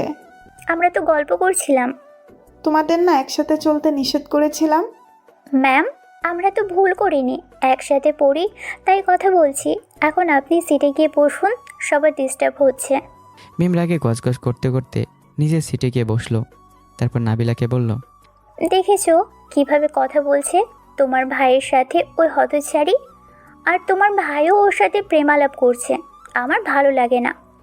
আরে ভাবি, সরি। ম্যাম, আপনি টেনশন করবেন না। সামনে বাস, কোথাও থামলে আপনি ওর পাশের সিটে বসে পড়লেই হবে। আমাকে ভাবি বলে ডাকলে খুশি হব, কিন্তু মনে হয় না ভাবি হতে পারবো। টেনশন কইরেন না, আমি আছি কি করতে। আমি কিছু একটা ব্যবস্থা করে দিব। এদিকে মিমকে রাগাতে ভালোই লাগছিল। আমি ভেবেছি আরেকটু রাগানোর পর কক্সবাজারে গিয়ে প্রপোজ করে দেব, তাতে রাগ ভেঙে যাবে। তাই বেশি বেশি দেখে দেখে কথা বলছিলাম মীরার সাথে। মিম শুধু রাগে ফুঁসছে। এক পর্যায়ে চোখে হালকা পানিও দেখলাম। আমি ভাবলাম আর বেশি করা যাবে না, তাই আমি চুপচাপ বসলাম। একটু পর বাস একটা রেস্টুরেন্টের সামনে থামলো। স্যার বললেন, সবাই যার যার মতো কিছু খাওয়া দাওয়া করো, 30 মিনিট পরে ছাড়া হবে বাস। সবাই বাস থেকে নামলাম। আমি শুধু কিছু চিপস আর চকলেট নিলাম। নাবিলাকে নিয়ে বাসে উঠলাম। নাবিলাকে বললাম, তুই আমার পাশে বস, আমি একটু ঘুমাবো, প্রচণ্ড মাথা ব্যথা করছে, চেক আপ করাইনি। এখন তোমাকে কি বলতে ইচ্ছে করছে ভাইয়া? সময় মতো চেক আপ করো না কেন? তোমার কিছু হলে আমার কি হবে? এখন চুপচাপ আমার কাঁধে মাথা রেখে শুয়ে পড়ো। আচ্ছা। তারপর আমি ওর কাঁধে মাথা দিয়ে ঘুমিয়ে পড়লাম। এদিকে নাবিলা কানে হেডফোন গুঁজে গান শুনছে, কাঁধে মাথা দিয়ে ঘুমিয়ে আছি আমি। একটু পর মিম এসে বাসে ওঠে আর নাবিলাকে বলে, আমি এখানে বসি, তুমি আমার সিটে বসো। নাবিলা আমার ব্যাপারে সবসময় সিরিয়াস। সে চায় না তার ভাইকে কষ্ট দিতে। এখন আবার আমার মাথা ব্যথা, তাই নাবিলা বলে, ম্যাম, আমি চাই না আমার ভাইয়ের কোনো অসুবিধা হোক। এখন সে একটু অসুস্থ, আর আপনার ব্যাপারে ভাইয়া এখনো কিছু বলে নাই, তাই এখন এখানে বসেছে, দিতে পারছি না। ও, আমি কথা দিচ্ছি কোনো অসুবিধা হবে না। তাও যখন বলছো তাহলে আমি অন্য জায়গায় বসছি। মন খারাপ করে অন্য সিটের দিকে যেতে নিলে নাবিলা ডেকে বলে, আমি শুধু পরীক্ষা করছিলাম আপনি আমার ভাইকে কতটা ভালোবাসেন। আপনি পাস, এখানেই বসেন। তারপর মিম খুশি হয়ে আমার পাশে সিটে বসে, আলতো করে আমার মাথাটা নিজের ঘাড়ে রাখে। বাস চলতে চলতে হঠাৎ একটু ঝাঁকি লাগে। তখন আমার ঘুম ভেঙে যায়। আমার নাকে একটা চিরপরিচিত পারফিউমের ঘ্রাণ আসে। আমি বুঝে যাই যে যার কাঁধে মাথা দিয়ে আছি সে নাবিলা না, মিম। আমি চুপচাপ উপভোগ করতে থাকি মুহূর্তটা, আর মনে মনে ভাবি গিয়ে প্রপোজ করে দেব মিমকে। আমার ঘুম ভাঙার পরও আমি মিমের কাছ থেকে আর মাথা ওঠালাম না। এভাবে থাকতে থাকতেই একসময় উঠে পড়লাম। একটু না জানার ভান করে বললাম, আপনি এখানে কেন ম্যাম? নাবিলা কই? আসলে নাবিলা একটু ওইদিকে গিয়ে বসে আছে, তাই আমি তোমার এখানে বসেছি। আর মাথা উঠালে কেন? তোমার না মাথা ব্যথা? থাক, আর ধন্যবাদ। এতটুকু বলে আমি কানে হেডফোন লাগিয়ে গান শুনছি অন্যদিকে তাকিয়ে। এদিকে মিম আমার সাথে কথা বলার চেষ্টা করছে, কিন্তু আমি কথা বলছি না, মনে মনে বলছি, আর একটু ধৈর্য ধরো, খুব শীঘ্রই আমি তোমাকে আপন করে নেব। একটু পরে আমরা চলে এলাম গন্তব্যে। সবাইকে একটা একটা করে রুম দেওয়া হয়েছে, তবে একটা রুম কম আছে, কি করা যায়? তখন স্যার মিমকে বললেন, মিম ম্যাডাম, আপনি যদি আপত্তি না করেন আপনার সাথে নাবিলাকে রাখতে পারেন। হ্যাঁ স্যার, কোনো সমস্যা হবে না। আমি আর নাবিলা একসাথেই থাকতে পারবো। তাহলে তো হলোই। সিয়াম, তুমি ওই রুমে থাকো। এরপর সবাই রাতের খাবার খেয়ে ঘুমিয়ে পড়লাম। সবাই ক্লান্ত, তাও কেউ আজকে বের হয়নি।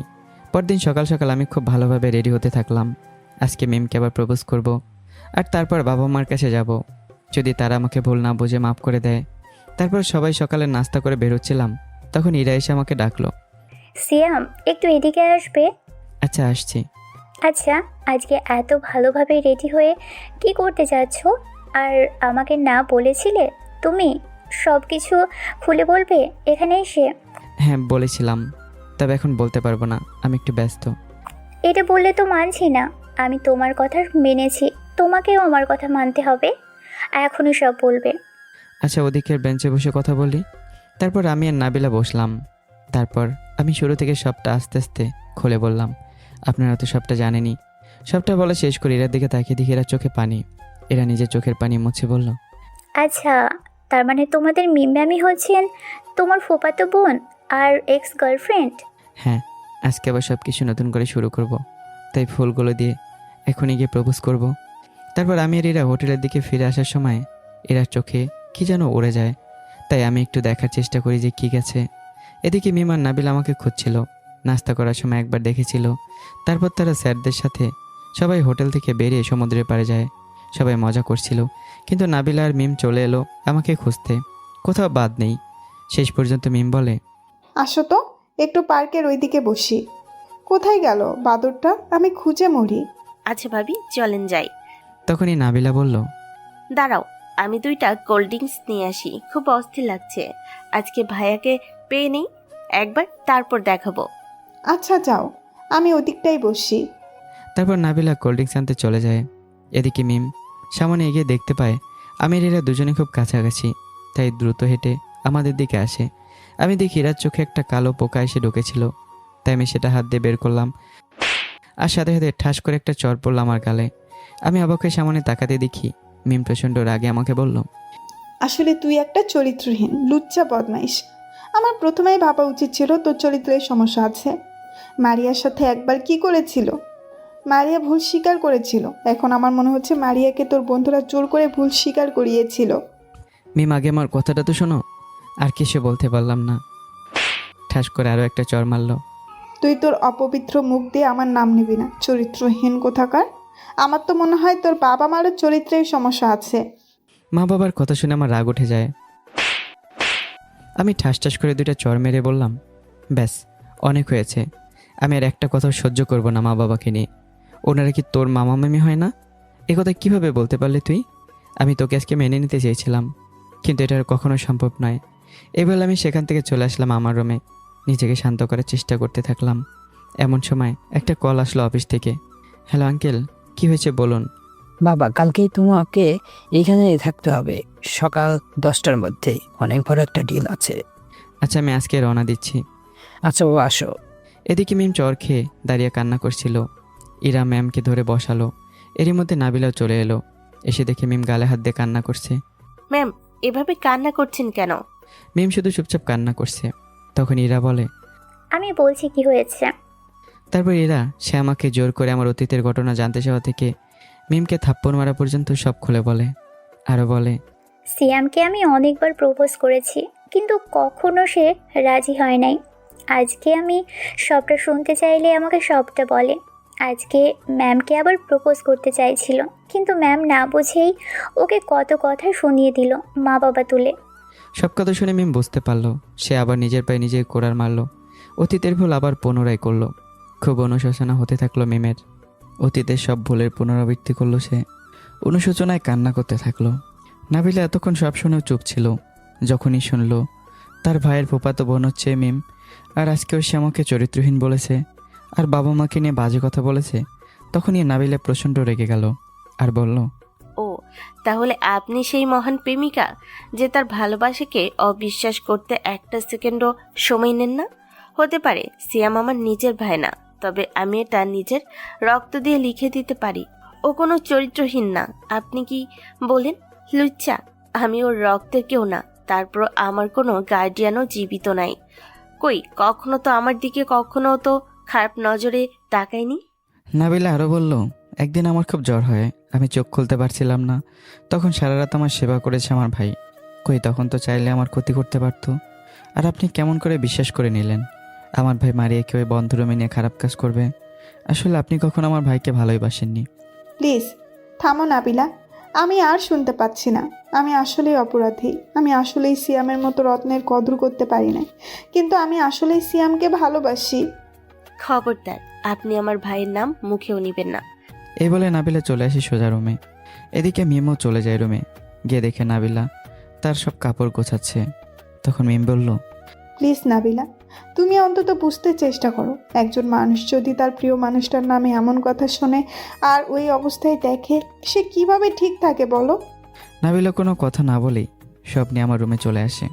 এসে দেখে আমারও ব্যাগ গোছানো আছে বিছানার ওপর। একটুবার আমি ওয়াশরুম থেকে বেরিয়ে আসলে নাবিলা বলে, ভাইয়া তুমি ব্যাগ গুছিয়ে রাখছো কেন? আমি আজকে চলে যাব। অফিস থেকে ফোন করেছিল, আমাকে কালকে সকালে উপস্থিত থাকতে হবে। জানি ভাইয়া, তুমি কেন চলে যাচ্ছ আমি সব জানি। আমিও যাব তোমার সাথে। কি জানিস তুই? কিসের কথা বলছিস? তুই এখানে থাকবি এর সাথে। যেহেতু এটা মাত্র 3 দিনের ট্যুর, তাই আমি আর আসতে পারবো না এখানে। তোর কষ্ট করে বাসে যেতে হবে না, আমি গাড়ি পাঠিয়ে দেব। না, আমিও যাব। তুমি কথা এড়িয়ে যাওয়ার চেষ্টা করো না। আমি এটা জানি মিম ম্যামি হচ্ছে তোমার ফুফাতো বোন। আমি চুপচাপ করে রইলাম। তাই আমিও যাব তোমার সাথে, এখানে থাকবো না। প্লিজ একটু বোঝার চেষ্টা কর। আমি এখন অফিসে যাচ্ছি, তুই থাকবি ইরার সাথে। আমি ইরাকে বলে যাব। তারপর অনেক বুঝিয়ে নাবিলাকে ইরার কাছে রেখে আমি রওনা দিলাম। রাত 3টায় এসে পৌঁছালাম ঢাকায়। এদিকে মিম নিজেকে অনেক কষ্ট দিচ্ছে, খাওয়া দাওয়া বন্ধ করে দিয়েছে। পরদিন সকালে সবাই নাস্তা করার জন্য একসাথে হলো। তখন প্রিন্সিপাল স্যার বললেন, আমাদের মিম ম্যাম কই, তাকে দেখতে পাচ্ছি না। তখন একজন ওয়েটার এসে বলল, স্যার আপনাদের একজন কালকে দুপুর থেকে কোনো প্রকার কোনো খাবার খাচ্ছে না। দুপুর এবং রাতে খাবার দেওয়ার জন্য যখন রুমে দরজা নক করলাম, তখন ভিতর থেকে বলল সে নাকি এখন খাবে না। ও আচ্ছা, আমরা দেখছি ব্যাপারটা। সবাই মিলে ম্যামের রুমে যায় খাবার নিয়ে। দরজা নক করার পর ম্যাম খুলে দেয় দরজা। ম্যামের চেহারাটা একদম শুকিয়ে গেছে, কালি পড়ে গেছে। মনে হয় সারাদিন শুধু কান্নাই করেছে। স্যার সব কিছু জিজ্ঞাসা করলে ম্যাম বলে কিছুই হয়নি, শুধু একটু অসুস্থ। স্যার বলে খাবারগুলো খেয়ে একটু রেস্ট নিতে। স্যার সবাইকে নিয়ে চলে যায় বিভিন্ন জায়গায় ঘুরে দেখতে। নাবিলার ইরা থেকে গেল ম্যামের রুমে। নাবিলা চুপচাপ দাঁড়িয়ে আছে। ইরা ম্যামকে বলল, ম্যাম এগুলো খেয়ে নিন, আপনি তো অসুস্থ হয়ে পড়েছেন। আমি খাবো না। অসুস্থ হলে কি হয়েছে? আমি যে বড় ভুল করে ফেলেছি, ক্ষমা চাইবো যতক্ষণ পর্যন্ত মাফ না করে। সিয়াম আসে নাই? আসবে কি করে? সে তো কালকে বিকেলে চলে গেছে ঢাকায়, একমাত্র ম্যাম আপনার জন্য। আপনার ভালোবাসা এতটা ঠুনকো, এতটুকুতে বিশ্বাস করে ফেলেন। আমিও চলে যেতাম, শুধুমাত্র ভাইয়ের কথাতেই আছি এখানে। কি বলছো? সিয়াম চলে গেছে? এটা দেখে নাবিলার মন গলতে থাকে। ইরা নাবিলাকে বলে, নাবিলা তুমিও ম্যামের উপর রেগে থেকো না প্লিজ। দেখতে পাচ্ছ ম্যাম তোমার ভাইকে কতটা ভালোবাসে। তুমি রাগ করে থেকো না। একটা জিনিস ভাবো, যদি কেউ তার প্রেমিকা বা প্রেমিকের ব্যাপারে যদি এমন কোনো কিছু শুনে, তাহলে এটা তাড়াতাড়ি বিশ্বাস করে, কারণ তাকেই সে সবচেয়ে বেশি ভালোবাসে, হারাতে চায় না, তাই সন্দেহটা বেশি করে। একটু বুঝতে চেষ্টা করো। এরপর আরও অনেকভাবে নাবিলাকে বোঝায়। নাবিলা বুঝতে পারে, তাই সে রাজি হয়ে যায় মিমকে সাহায্য করার জন্য। মিম আর আমাকে এক করে দেওয়ার জন্য সে রাজি হয়। এদিকে পরদিন আমি সকালে ঢাকায় অফিসে এসে মিটিংয়ে যোগ দিই। মিটিং শেষে অফিসের এমডি বলে, বাবা, সিয়াম তোমাকে একটা কথা বলতে চাইছিলাম। হ্যাঁ আঙ্কেল বলুন, অসুবিধা নেই। এই জন্য অনুমতি নিতে হয় নাকি? আসলে বাবা, আমার বয়স হয়ে যাচ্ছে, আমি আর অফিস সামলাতে পারছি না। আমি বলতে যাচ্ছি, আমি বুঝে গেছি আঙ্কেল, অসুবিধা নেই। যে কোনো সময় আবার আমার সাথে যোগাযোগ করতে পারেন, অসুবিধা নেই। তবে আমি আপনার অ্যাকাউন্টে কিছু টাকা দিচ্ছি, আপনি ভালোভাবে বাকি জীবনটা কাটান। যদি কখনো কিছু প্রয়োজন পড়ে আমার কথা অবশ্যই মনে রাখবেন। ধন্যবাদ বাবা, তবে আমার টাকাগুলো লাগবে না। এই নাও, এই খাতায় তোমার সকল হিসাব পাই পাই করে দেওয়া আছে। তা না হয় মানলাম, হিসাব আছে, তবে টাকাগুলো না নিলে আমি খুব কষ্ট পাবো। আচ্ছা বাবা, ঠিক আছে, নিব। তাহলে আগামী 20 তারিখ থেকে আমি আসতে পারবো না বাবা। ঠিক আছে, এখন থেকে আমি অফিসে আসব। তারপর বাসায় এসে আমি ভাবি মিমকে আর কখনো দেখতে চাই না, তাই পড়ালেখা বাসা থেকেই করব। শুধু পরীক্ষা দেবো ভার্সিটি গিয়ে, সময় মতো অফিস করব। হঠাৎ মনে হলো মিম বলেছিল আমার মা অসুস্থ। আমি সিদ্ধান্ত নিলাম 20 তারিখের আগে বাসা থেকে একবার ঘুরে আসব, তবে কেউ জানতে পারে না যাতে সেইভাবে। তাই বন্ধুদেরকে কল করলাম। একবার রিং হওয়ার পর ধরলো। আসসালামু আলাইকুম, কে বলেছেন? ওয়ালাইকুম আসসালাম। ভাব করছিস কেন? কিছুদিন আগেই না তোর সাথে কথা বললাম। আমি সিয়াম। কোন শ্যাম? আমি কোনো শ্যামকে চিনি না। আরে ভাই, সত্যি ভুল হয়ে গেছে, আমি যেতে সেও যায়নি। আজকে সন্ধ্যায় রওনা দেব পাক্কা। আর কেমন আছিস? আলহামদুলিল্লাহ, ভালো আছি। আচ্ছা, ঠিক বলছিস তো, তুই সন্ধ্যায় আসবি? হ্যাঁ রে, রেডি হচ্ছি, সন্ধ্যায় রওনা দেব। আর মা বাবার কি খবর? তোর মার অবস্থা খুব বেশি একটা ভালো না। আজকে হয়তো হসপিটালে নিয়ে গেছে। প্রেশার অনেকটা বেড়ে গেছে, হার্ট অ্যাটাকে ঝুঁকি আছে। আচ্ছা আমি আসছি, এখন রেডি হতে হবে, রাখি। আচ্ছা ঠিক আছে। তারপর আমি কলটা কেটে দিয়ে সব কিছু রেডি করতে থাকলাম। আজকে রাতে হয়তো পৌঁছাবো, কালকে সারাদিন থেকে রাতে আবার রওনা দেব।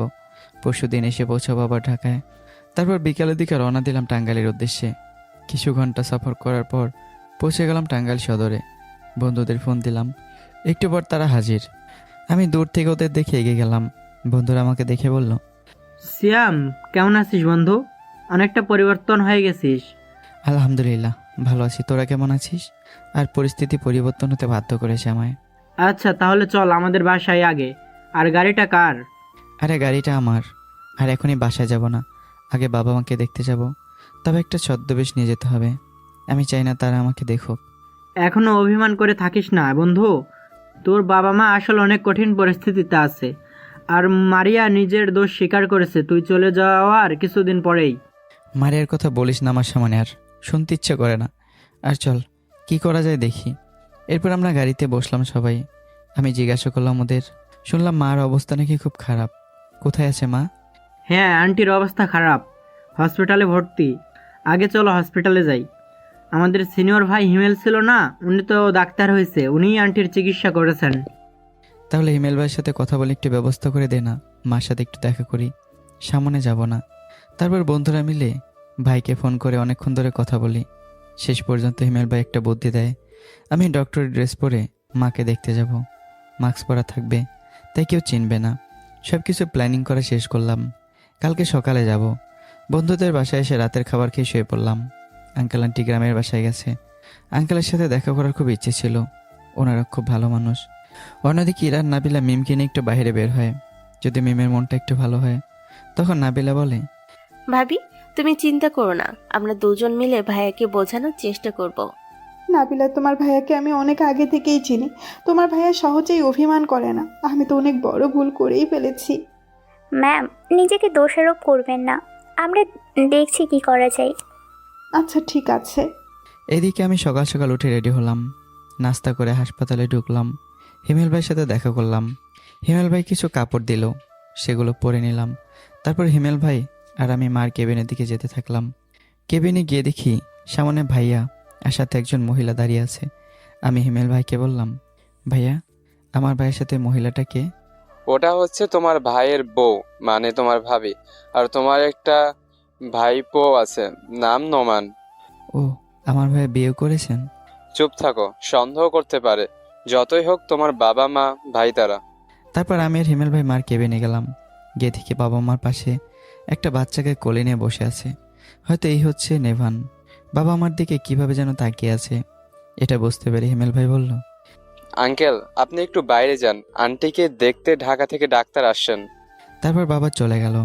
আমি মাকে দেখলাম, একদম শুকিয়ে গেছে, খুব দুর্বল। আমি হিমেল ভাইকে জিজ্ঞাসা করলাম, ভাইয়া মায়ের কি হয়েছে, সমস্যা কি? আন্টি অতিরিক্ত টেনশনের ফলে হার্টের সমস্যা দেখা দিয়েছে। হার্টের রিং পরাতে হবে, অনেক টাকার প্রয়োজন। আর তোমার ভাইয়ের কোম্পানিটা অনেক লস খেয়েছে। তোমার বাবারও চাকরি শেষ, তাই এখন চিকিৎসা করতে পারছে না। আপনি আমার মার চিকিৎসার ব্যবস্থা করুন, সব টাকা আমি দেব। আচ্ছা, সেটা বিষয়ে অফিসে আলোচনা করছি। এখন যাব।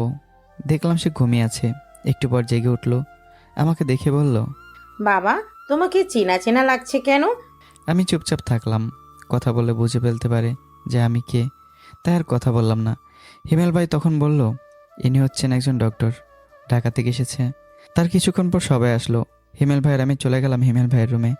আমি হিমেল ভাইকে বললাম, ভাই যত টাকা প্রয়োজন আমি দেব, কিন্তু আপাতত এই 5 লাখ টাকা আছে, রাখেন, আমি লাগলে আরও পরে দেব। এগুলো টাকাই নিয়ে আসছি সাথে। টাকা না হয় দিলে, যদি আমার কাছে জিজ্ঞেস করো এতগুলো টাকা কে দিল, তাহলে আমি কি বলবো? ভাই আপনি একটু ম্যানেজ করে নিন। এরপর আরও কিছুক্ষণ কথা বলে চলে আসলাম হাসপাতাল থেকে। আসার সময় ভাই আমার দিকে কেমন করে যেন তাকিয়েছিল। আমি ভয়ে ভয়ে চলে আসলাম, যদি চিনে ফেলে। রাতে বন্ধুদের থেকে বিদায় নিয়ে ঢাকার উদ্দেশ্যে রওনা দিলাম। এখন মনে হলো নাবিলা তো কালকে ফিরবে, গাড়ি পাঠিয়ে দেওয়ার কথা ছিল। আমি যাই, গিয়ে নিয়ে আসি। তারপর আমি গাড়িটা নিয়ে যমুনা সেতু হয়ে কক্সবাজারের দিকে গেলাম। এদিকে পরদিন সকালে মিম অনেকটা মন হালকা ফিল করছিল। নাবিলা, ইরা আর মিম যখন হোটেলের দিকে যাচ্ছিল, তখন ভার্সিটির একটা শিক্ষক, মিমের বয়সী হবে, নাম ওমর ফারুক, মিমকে ডেকে বলে, এই যে ম্যাম, আপনার সাথে কিছু পার্সোনাল কথা ছিল, কিন্তু এখন বলতে পারছি না, তাই কালকে সকালে একটু দেখা করবেন। আরে স্যার, এক্ষুনি বলুন, কি কথা এখানেই? কালকে সকালে বলবনি। তারপর ওমর স্যার সেখান থেকে চলে যায়। তখনই নাবিলার বোন আমি ফোন দিই। আমি জানাই কালকে সকালে পৌঁছে যাব আমি নাবিলাকে নিতে। নাবিলা মিমকে এটা জানালে মিম খুশি হয়, আমাকে আবার দেখতে পাবে, ক্ষমা চাওয়ার সুযোগ পাবে আবার। এদিকে আমি আসার সময় বন্ধুদের কথাগুলো খুব মনে করতে থাকি। টাঙ্গাইল থেকে আসার আগে বন্ধুদের সবটা জানিয়েছিলাম মিমের ব্যাপারে। মারিয়া যখন নিজের ভুল স্বীকার করে তা জানার পর তখন মিম অনেক কান্না করে। মিম আসলেও তোকে ভালোবাসে, তাই তো তোর পাশে অন্য কাউকে সহ্য করতে পারে না। দেখ, তুই মিমকে মেনে নে। দেখি কি করা যায়। আমার বাবা মাকে নিয়ে কথা আমি একদমই পছন্দ করি না। যা বলার আমাকে বলতো, বাবা মাকে নিয়ে কথা বলা আমার একদমই ভালো লাগেনি। দেখ, মেনে নিবে কি না তোর ব্যাপার, আমাদের কাছে জিজ্ঞেস করলে আমরা বলবো অবশ্যই মেনে নেওয়া উচিত। তাই বন্ধুদের কথা মনে পড়লো, এখন আমার কি করা উচিত? আমি কি মেনে নেব? রাত 3টার সময় চট্টগ্রামে এসে পৌঁছালাম কক্সবাজারে। হোটেলে যাওয়া যাবে না, তাই গাড়িতে কোনো মতো ঘুমিয়ে পড়লাম অ্যালার্ম দিয়ে। সকাল 6টায় ঘুম ভাঙলো। ঘুমটা কম হয়, মাথাটা একটু ব্যথা করছে। একটু পর আমি নাবিলার রুমে গেলাম। নাবিলা আমাকে দেখে বলল, ভাইয়া, তুমি এত সকাল সকাল এখানে কিভাবে আসলে? আর আমি আসছি রাত 3টার সময়। অনেক ক্লান্ত লাগছিল, তাই গাড়িতেই ঘুমিয়ে পড়েছিলাম, হোটেলে আসিনি। কিন্তু এখন মাথা ব্যথা করছে, চল একটু কফি খেয়ে আসি। আচ্ছা চলো, আর একটা কথা বলতে চাচ্ছিলাম। আমার সাথে কথা বলতে অনুমতি নিচ্ছিস? আমাকে পর করে দিল নাকি? আচ্ছা বল, কি বলবি? সরি ভাইয়া, আসলে তুমি এক লাইন বেশি বুঝছো। আচ্ছা, যেটা বলতে চাইছিলাম, মিম ম্যামকে তুমি মেনে নাও, অনেক ভালো, তোমাকে অনেক ভালোবাসবে। একটা জিনিস খেয়াল করে দেখো, তোমাকে ভালোবাসে বলেই ইরাকে তোমার পাশে সহ্য করতে পারে নাই। বেশি কথা বাদ দে, এখন চল আমার সাথে, মাথা ব্যথা করছে। আর এই বিষয়ে পরে কথা বলবো, আর ভেবে দেখবো কি করা যায়। আচ্ছা চলো যাই কফি শপে। অন্যদিকে মিম ওমর স্যারের কথা অনুযায়ী সকাল সকাল দেখা করে সমুদ্রের ধারে। তারপর মিম বলে, আচ্ছা স্যার, কি যেন বলতে চাইছিলেন কালকে, বলেন। আচ্ছা বলবো, কিন্তু এখানে না, চলেন একটা কফি খাই আর কথাটা বলি। মিম অনিচ্ছা থাকা সত্ত্বেও তার সাথে চলে যায়। দুজনে মিলে কফির সাথে একটা টেবিলে বসলো, 2টা কফি অর্ডার করলো। তখনই ওমর বলল, আচ্ছা তাহলে আমার এখন কথাটা বলে দেওয়া উচিত। তারপর ওমর পকেট থেকে একটা গোলাপ ফুল বের করে মিমের সামনে হাঁটু কেড়ে বসে ফুলটি এগিয়ে দিয়ে বলল, আমি কখনো প্রেম করিনি, তাই কিভাবে প্রপোজ করতে হয় জানি না। ভার্সিটিতে প্রথম দিন আপনাকে দেখার পর আমার হৃদয়ে আপনার জন্য একটা জায়গা তৈরি হয়, একটু ভালো লাগা তৈরি হয়। কখন যে ভালো লাগা থেকে ভালোবাসা তৈরি হয়েছে আমি জানি না। তাই আজকে আমি আপনাকে একটা কথাই বলতে চাই, I love you Mim, I love you so much. Mim কি করবে বুঝতে পারছে না, সরাসরি নাও করতে পারছে না, তাই ভাবলো ফুলটা হাতে নিয়ে ভালোভাবে বুঝিয়ে বলবে। ফুলটা যে হাতে নিয়েছে মিম দরজার দিকে তাকিয়ে দেখে আমি আর নাবিলা দাঁড়িয়ে আছি এবং মিমদের দেখছি। এদিকে আমি আর নাবিলা কফি শপে এসে দেখি মিম ওমর স্যারের সাথে আছে। এবং ওমর স্যার মিমকে প্রপোজ করছে। মিম ফুলটা হাতে নিয়ে দাঁড়িয়ে আছে। সাথে সাথে আমি আর নাবিলা কোনো কথা না বলেই সেখান থেকে চলে যাই হোটেলের দিকে। আমি নাবিলাকে বললাম, নাবিলা তুই তোর ব্যাগটা নিয়ে আয়, আমি গাড়িতে আছি। যেহেতু সবাই আজকে ঢাকা ব্যাক করার কথা ছিল, তাই সব গোছানো হয়েছিল। আচ্ছা ভাইয়া। আমি গাড়িতে বসে ভাবতে থাকি, আমি মিমের সাথে ওমর স্যারকে দেখে কেন কষ্ট পাচ্ছি। মিম তো এখন আমার কেউ না, যদি এবার ফুফাতো বোন, তবে ওমর স্যার ছেলে হিসেবে ভালোই। তাহলে আমি কেন কষ্ট পাচ্ছি বুঝতে পারছি না। মিমেরও তো স্বাধীনতা আছে, যার সাথে খুশি থাকবে, যার সাথে থাকবে, আমি কেন কষ্ট পাচ্ছি। নিজের চুলগুলো নিজেরই টেনে ছিঁড়তে মন যাচ্ছে। প্রচণ্ড অভিমানে আমার ভালোবাসা একটু কমেনি তার প্রতি। তবে এখন সে নিজের পথ বেছে নিয়েছে, আমার আর কিছুই করার নেই। নাবিলা চলে আসলো। গাড়িতে বসা মাত্রই আমি গাড়ি স্টার্ট করলাম। এবার ঢাকার উদ্দেশ্যে বেরিয়ে পড়লাম। অন্যদিকে মিম যখন দেখলো আমি আর নাবিলা দাঁড়িয়ে থেকে চলে যাচ্ছিলাম, তখনই ওমর স্যারকে বলল, দেখুন স্যার, আমি আপনাকে কখনো এই নজরে দেখিনি, সবসময় বড় ভাই মনে করেছি। এখন আপনাকে সবটা খুলে বলার সময় নেই, আগে আমার ভালোবাসা ভুল ভাঙিয়ে নেই। এই বলে মিম দৌড়ে চলে এলো হোটেলের দিকে। এসে দেখে আমি আর নাবিলা কোথাও নেই, তাই খোঁজ নিতে হোটেলের রিসিপশনে যায়। গিয়ে জানতে পারে আমি আর নাবিলা চলে এসেছি। প্রিন্সিপাল স্যারের কাছে বলে মিমও ঢাকার দিকে রওনা দেয়। মিম ঠিক করে আজকে যেভাবে করেই হোক আমার ভুল ভাঙাতে হবে, অনেক সমস্যা হয়ে যাবে না হলে।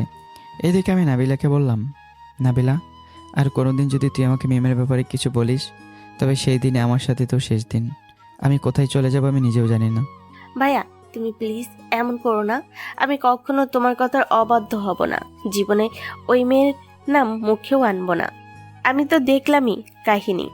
অনেকটা পথ জার্নি করার পর দুপুর 3টায় আমাদের বাসায় পৌঁছে গেলাম। গাড়িটা পার্ক করে আমি সোজা চলে গেলাম আমার রুমে। গিয়ে বাথরুমে ঝর্ণা ছেড়ে দিয়ে বসে পড়লাম। আজকের ঘটনা দেখে নিজেকে সেই প্রথম দিনের মতো অসহায় লাগলো। একবার ভাবলাম নিজেকে শেষ করে দিই, কিন্তু আমাকে বাঁচতে হবে, নাবিলার জন্য হলেও। পাক্কা 3 ঘন্টা পর কোনো মতে কাপড় চেঞ্জ করে বিছানায় শুয়ে পড়লাম। এরপর আমার আর কিচ্ছু মনে নেই। তারপর যখন আমি চোখ খুললাম, নিজেকে হাসপাতালে আবিষ্কার করলাম। পাশে তাকিয়ে দেখি নাবিলা বসে আছে চেয়ারে। আমাকে চোখ খুলতে দেখে ডক্টরকে ডেকে আনলো। ডক্টর একটু চেক আপ করে বলল, স্যার আপনার মাথায় অনেক চাপ পড়েছিল এবং অনেকক্ষণ যাবৎ পানিতে ভেজার ফলে জ্বর হয়েছে। আপনার শরীর এখন দুর্বল, 2-3 দিন রেস্ট করেন, ঠিক হয়ে যাবে। আচ্ছা ঠিক আছে, আমি কবে বাসায় যেতে পারবো? পরশুদিন যেতে পারেন, কোনো প্রয়োজনে আমাকে ডাকবেন। এখন আমি আসি। ডক্টর চলে গেল। নাবিলা বলল, ভাইয়া তুমি চিন্তা করো না, আমি খাবার নিয়ে আসছি এক্ষুনি। তোর যেতে হবে না, অর্ডার দিয়ে চলে আসবে। এটা আমাদের হসপিটাল, জানিস না? এদিকে মিম ঢাকা ব্যাক করার পর সরাসরি আমাদের বাসায় চলে আসে। এসে দেখে গেটের তালা। তারণকে জিজ্ঞাসা করলে বলে, আমি খুব অসুস্থ, তাই হাসপাতালে। মিম দেরি না করে হাসপাতালে চলে আসে। এসে আমার কেবিন খুঁজতে থাকে। এক পর্যায়ে কেবিন পেয়েও যায়। দরজায় দাঁড়িয়ে দেখে আমি খাবার খাওয়ার পর ওষুধ খাচ্ছি, তাই দ্রুত এসে আমার পায়ে পড়ে যায় আর বলে, শ্যাম, তুমি যা ওইদিকে দেখেছো ভুল দেখেছো, আমার সাথে অমল স্যারের কোনো সম্পর্ক নাই। এই যে ম্যাম, আপনি এখান থেকে সসম্মানে চলে যান। আমি কি আপনাকে কোনো বিধিনিষেধ করেছি? আপনি যার সাথে ইচ্ছে খুশি করতে পারেন, আমি কেউ না এসব বলার। আমি বুঝি না কেন আমার পিছনে পড়ে আছেন। এই নাবিলা, ম্যামকে গেটের রাস্তাটা দেখিয়ে দে, আমার ভালো লাগছে না। এরপর নাবিলা মিমকে নিয়ে কেবিনের বাইরে চলে আসে। মিম বলে, তুমি ওকে একটু বোঝাও প্লিজ। সরি, আমি কেন বিশ্বাসঘাতকের জন্য আমার ভাইকে হারাতে পারবো না। আপনি চলে যান এখান থেকে প্লিজ। দেখুন ম্যাম, আপনার মতো বিশ্বাসঘাতকের জন্য আমি আমার ভাইকে হারাতে পারবো না। আপনি দয়া করে চলে যান এখান থেকে। তখনই মিম একটা দৌড় দেয় হাসপাতালের বাইরের দিকে। তারপর কান্না করতে করতে চলে যায় বাসার উদ্দেশ্যে। ঢাকা থেকে টাঙ্গাইল আসতে সময় লাগবে কিছুটা। তারপরে মিম রওনা দেয় টাঙ্গাইলের উদ্দেশ্যে। এদিকে নাবিলা মিমকে দৌড়াতে দেখে কিছুটা চিন্তায় পড়ে যায়, যদি কোনো গাড়ি এসে ধাক্কা দেয়। কিন্তু পরে আবার মনে হয় তার ভাইয়ের সাথে মিম বিশ্বাসঘাতকতা করেছে, তার জন্য চিন্তা করে কি হবে। কিন্তু আবার মনে হয় না, একজন মানুষকে কিভাবে ছেড়ে দেওয়া যায়। নাবিলা দোটানায় পড়ে যায়। এদিকে প্রিন্সিপাল স্যার চিন্তা করছে, সবাই ভাবে চলে যাচ্ছে কেন, কোনো কারণ তো নিশ্চয়ই আছে। তাই আমাকে ফোন করলো, যেহেতু আমি সবার আগে চলে এসেছি এবং তারপরে নাবিলাকেও নিয়ে এসেছি। কল রিং হওয়ার পর নাবিলা কলটা ধরলো। আসসালামু আলাইকুম স্যার। ওয়ালাইকুম আসসালাম। নাবিলা, সিয়াম কোথায়? স্যার ভাইয়া তো অসুস্থ, অনেক হসপিটালে আছে, 2 দিন পরে বাসায় যেতে পারবে। আচ্ছা, তাহলে আমরা আজকে ঢাকা ব্যাক করব, তারপর আমি আসছি সিয়ামকে দেখতে। আচ্ছা স্যার। প্রিন্সিপাল স্যার কলটা কেটে দেয়। আর এদিকে ওমর স্যার একটু অবাক হয়ে যায় মিমের ব্যবহারে। কিছুতেই বুঝতে পারছে না মিম কি বলে গেল, আর এভাবে চলে যাওয়ার মানেই বা কি। তাই মিমের এই ব্যাপারে একটু খোঁজ নিল, কিন্তু জানতে পারলো মিম ঢাকা চলে এসেছে। মিমের সাথে সবসময় থাকতো ইরা আর নাবিলাও নাই। তাই ইরাকে রেখে জিজ্ঞাসা করলো, আচ্ছা ইরা, তুমি কি মিম ম্যাডাম আর সিয়ামের সম্পর্কে কিছু বলতে পারো? যেহেতু আমাকে দেখার পরে মিম চলে গেছে, তারপর এরা এক এক করে সব কিছু বলে মিম আর আমার ব্যাপারে। স্যার সবটা শুনে একটু লজ্জিত হলো। ঠিক করলো ঢাকায় ফিরে এসে মিম আর আমার সাথে দেখা করে আমাদের মধ্যকার সব মনোমালিন্য ঠিক করে দেবে। তাই প্রিন্সিপাল স্যারের কাছ থেকে আমার ঠিকানা নেওয়ার জন্য যায় ওমর স্যার। পরে জানতে পারে আমি খুব অসুস্থ, হসপিটালে আছি। ঢাকায় ফিরে প্রিন্সিপাল স্যার দেখা করতে আসবে আমার সাথে। ওমর স্যার বলে তাকেও নিয়ে যেতে। প্রিন্সিপাল স্যারও রাজি হয়। অপরদিকে মিম সরাসরি আমার বাসায় টাঙ্গাইলে যায়। মিমের বাবা মা ছিল সেখানে। মিমকে কান্না করতে দেখি সবাই বলে, কি হয়েছে মামুনি, তুমি এভাবে কোথা থেকে আসলে? তারপর সবাইকে মিম সবটা খুলে বলে। সবটা শুনে সবাই সিদ্ধান্ত নেয় কালকেই সবাই ঢাকা যাবে। এদিকে ঢাকায় এসেই প্রথমে প্রিন্সিপাল স্যার আর ওমর স্যার চলে আসে হসপিটালে।